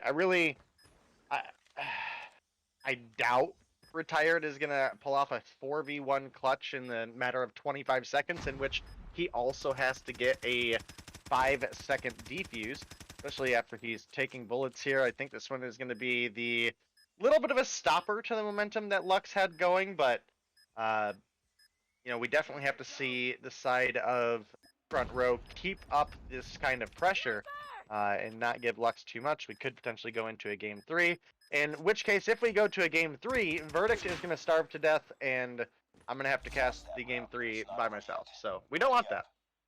We definitely don't want that. And I'm getting in chat, Sicko is actually pronounced Psycho. I was actually under the impression that it was going to be closer to like Cisco, since it's kind of spelled similarly, but obviously you guys know more than I do. Sicko, Psycho, you know, I guess that kind of sounds similar. We are going to see the guys over at front row have a better third round, as they are closer to tying it up here in the Search and Destroy. As soon as I say that, Sped's actually going to be in a 1v5 scenario. Man, if I'm hungry, I can just eat my words, right? Because, Jesus, bro, it's just not panning out for them, as 1v5 will ensue. Sped going to go ahead and take some shots. He's going to get one. Nope. Wannick is going to go ahead and spot him. Oh, did I just see Ivy leave the game? Hopefully not. Hopefully that was a spectator glitch, but That it was not. I don't know. Kind of a rough one to either disconnect or leave on, right? Like, they were seemingly winning, so I can't imagine they like rage quit, right? That wouldn't really make a ton of sense, but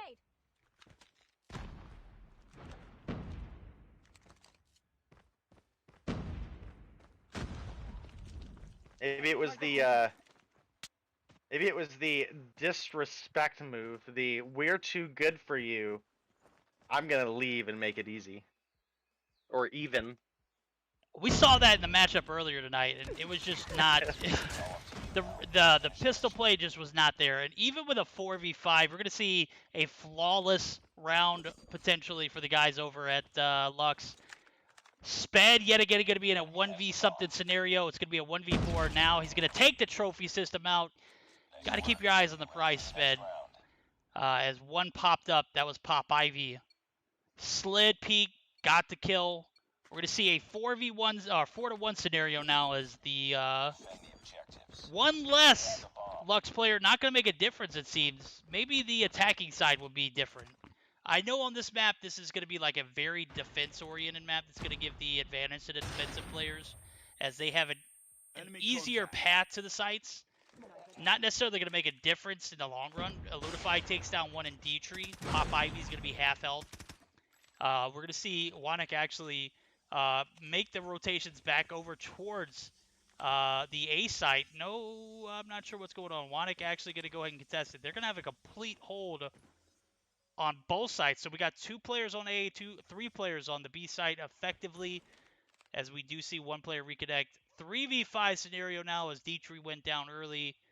And with the conservative gameplay from front row, they're just going to have to sit back and wait now, as Wanik is going to be rotating mid for the flank. Retired is going to be taken down. Ludify gets spotted. Ludify gets taken down. Oh my, good shots from Sped. Shots just too OP. Gets Pop Ivy and the revenge. We're going to be at a 4-2 scenario now in this search or destroy, as Lux loses that one off of a very stellar defense from Front Row Gaming. Yeah, definitely a good position to be in if you are Lux. Even being down a player, not seemingly looking too difficult for them. Pretty solid plays coming out of them, even being down Ivy. And they only need to find 2 more rounds to push us into a game 3. I'm unsure yet as to what the disconnect is from. Don't know if it was a straight up left the lobby. I didn't see well enough to know if they had lagged out. I'm not sure, chat.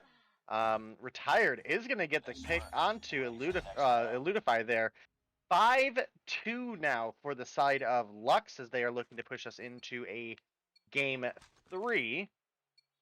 And with the way they've been playing, they might be able to just go ahead and close it out. I mean, they are currently 6-2 on Detri, 8-4 on Retired, 4-4 on Pop Ivy, and Junek 7-5 as they do get picked off there. And this round looks like it's going to go over to the side of Front Row, but they can't afford to give up another round. Oh, you're right, but I gotta make a reference to what you mentioned earlier. Some of these teams are much better on Search and Destroy rather than respawns. I'm not saying that Front Row Gaming might not be the best. I'm not saying that they're not a great S&D team, but it looks as though that Lux has a much better Search and Destroy game than in the respawns. And I know that we had a player who was DQ'd for the first matchup, and the coach made an entrance in the respawn, so I don't know if that was a factor or not, but Lux definitely playing this Search and Destroy much better than their hardpoint. Pop Ivy going to be in a 1v2 scenario. Bombs down on the A side of this map. Clap's going to go ahead and camp it out here, as he is going to have an advantage if he peeks this head glitch. Clap's going to get spotted. Clap's going to go ahead and clap Pop Ivy. Take that round. 5-3 in favor still in Lux. So they have game point here. I'm sure if the disconnect goes, even if they take this game, I'm sure the disconnect won't have any favor in it. But, you got to stop and think, what if it would have been a 5v5 and the guys that were Front Row Gaming are able to take it? Would we have to do a replay here, or would this be a scenario where we would just allow it to play out? Or obviously it happened early enough in the game where it was, 3-1 when it happened? Yeah, I mean, again, I don't know the conditions of the disconnect, so I think that's going to be probably the biggest factor, because leaving a game early is just flat out against the rules. So that would be grounds for potentially surrendering the match. So obviously a connection disconnect would be a different circumstance, but we don't really know yet what's going on. So still a lot of game ahead of us currently, as we do have now Pop Ivy, the last player alive on the side of Lux. in a 1v2, so still very, very doable. It's not out of the ordinary to see a 1v2 clutch, so we'll have to see how they are able to pull things together here. If you were a betting man, you would say Eludify probably able to clutch this one up for the team, but I'm not a betting man, so here we are, casting some Meseeks Mobile Mayhem qualifiers, potentially the last game of the night, but at least the last series of the night. Definitely going to be the last series of the night. I don't know about last game. Locke's still on match point. If they clutch it up here, they'll take it to a game 3. Obviously, we've got implications of the disconnect not necessarily unfolded yet, so we'll wait for the ruling on that. We won't be doing any of that. We'll allow the admins to do their job.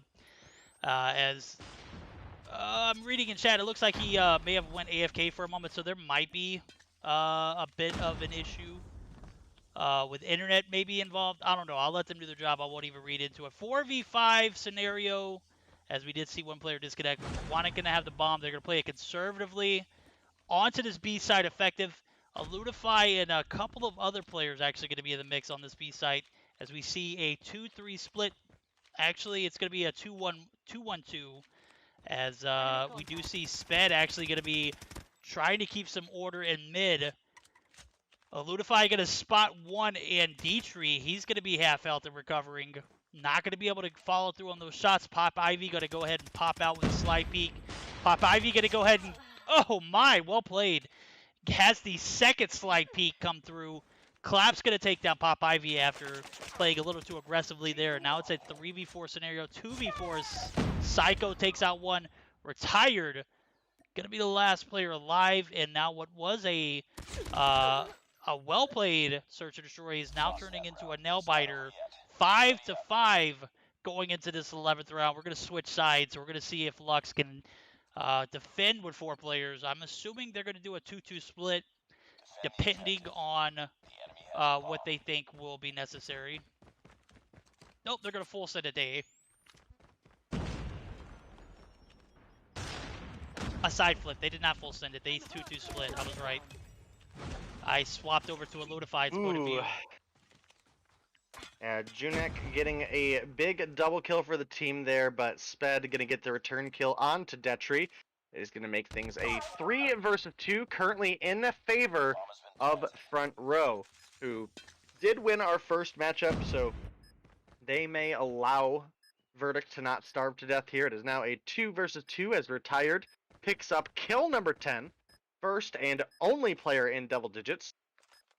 We also have Junek and Eludify are both at 9 as well, so bunch of kills across the board. Looks like Psycho, the player struggling the most in the lobby, currently down at 2 and 9. Junek picks up kill number 10 onto Eludify. It's now a 2 versus 1 with 8 seconds on the board. Can we get the defuse? I think he might have clutched up time. He did not. Retired, not able to get that clutch up. We're going to be waiting on the ruling to see if we get a Game 3 or a replay. But at this particular moment, it does look like Front Row Gaming was able to clutch it up as they take game number 2, Search and Destroy, on the backs of a 5v4 scenario. Well, as long as Front Row got all of their screenshots in, there wouldn't really be an issue because as far as the ruling goes, it would be either against or for Lux, and we don't typically replay a series, so that's good to know. Yep. So that would not really have at least based on the ruling of Mobile Mayhem, which I believe is to a T what we have here. That would be the case. So it wouldn't be a replay. The only opportunity would have been if Lux had won, they potentially could have had to forfeit the round due to a player leaving the lobby, but that's not going to make a difference here. Well, I was trying to be the optimistic one and not biased of my stomach. Nope, be biased to your stomach. All right, game number 2 goes in favor of pending screenshots, Eludify top frags, and I'm going to go ahead and point this out. As many times as I've seen games go to around 11, it's interesting to see that there were not as many players who had double digits. in the kill department. So going to a round 11 usually implicates high kill games. That's not the case here. It I don't looked know. pretty. There were like 6 players with 9 kills plus, weren't there? No, well, there's 2 players with 9, and there's 2 2 with players with 9, 10. 1 with 10, Yeah, 1 with but 11, there's situations where games go to, 2 with 7. no, that's not double digits though. No, but that's a lot of kills for search and destroy minus a player. No, that means if you have minus a player, that means there's more opportunity for you to get kills. And obviously, Wannick and Retired took advantage of that. Not as much as I expected, though. I was expecting like a 14 or 15 kill game from one of these guys. Maybe the player that disconnected was a player who could have delivered us that 15 kill game. Just from my experience, like 1 or 2 kills a round would equal, that's 11 rounds, that's 11 kills. Obviously, that Retired averaged that 1 kill per round, but nobody I else see what you're did. saying. You So we don't have one player that had just an absurd amount of kills. Exactly. We didn't see that heavy Okay, carry. Gotcha. No, we had 2 teams just in general play well against each other. So that was pretty fun. That made it nice and entertaining to watch. Yes, it did. 2-0 in favor of Front Row Gaming. That's actually going to bring us to the conclusion of our stream. So, I'm super excited about this because now it's time for Verdict to go eat, bro. What was your thoughts on the first day of the Meseeks Mobile Mayhem Qualifiers event? Day. Definitely a lot of players I've gotta learn. There's definitely some players I recognize from other teams previously. But there's a lot of players that I definitely want to keep my eye out for. Junek on the side of Lux. Really just had really good gun skill all through that search and destroy. So definitely a player I'm looking at. Eludify did absolutely fantastic in the hard point as well. So couple standout players on each of the teams that we saw today. Obviously, it was a little bit of an off day, guys. We had a lot of players missing, presumably to Memorial Day holiday, but sometimes that's just the case. So hopefully next time around we have full games for you guys. We don't have a couple 4v5s, and we'll have to see as we get into the realm of what it'll be Wednesday night. Yes, Wednesday night, not Thursday. Verdict. All right. Well, then I will be back with you guys on Wednesday night. There we go. We'll be back on Wednesday night. You heard it here. Get ready. We raided Sun last night. We're going to show my guy Citrus some love. So if you're still with us, get ready for a raid. We will be joining his page ASAP.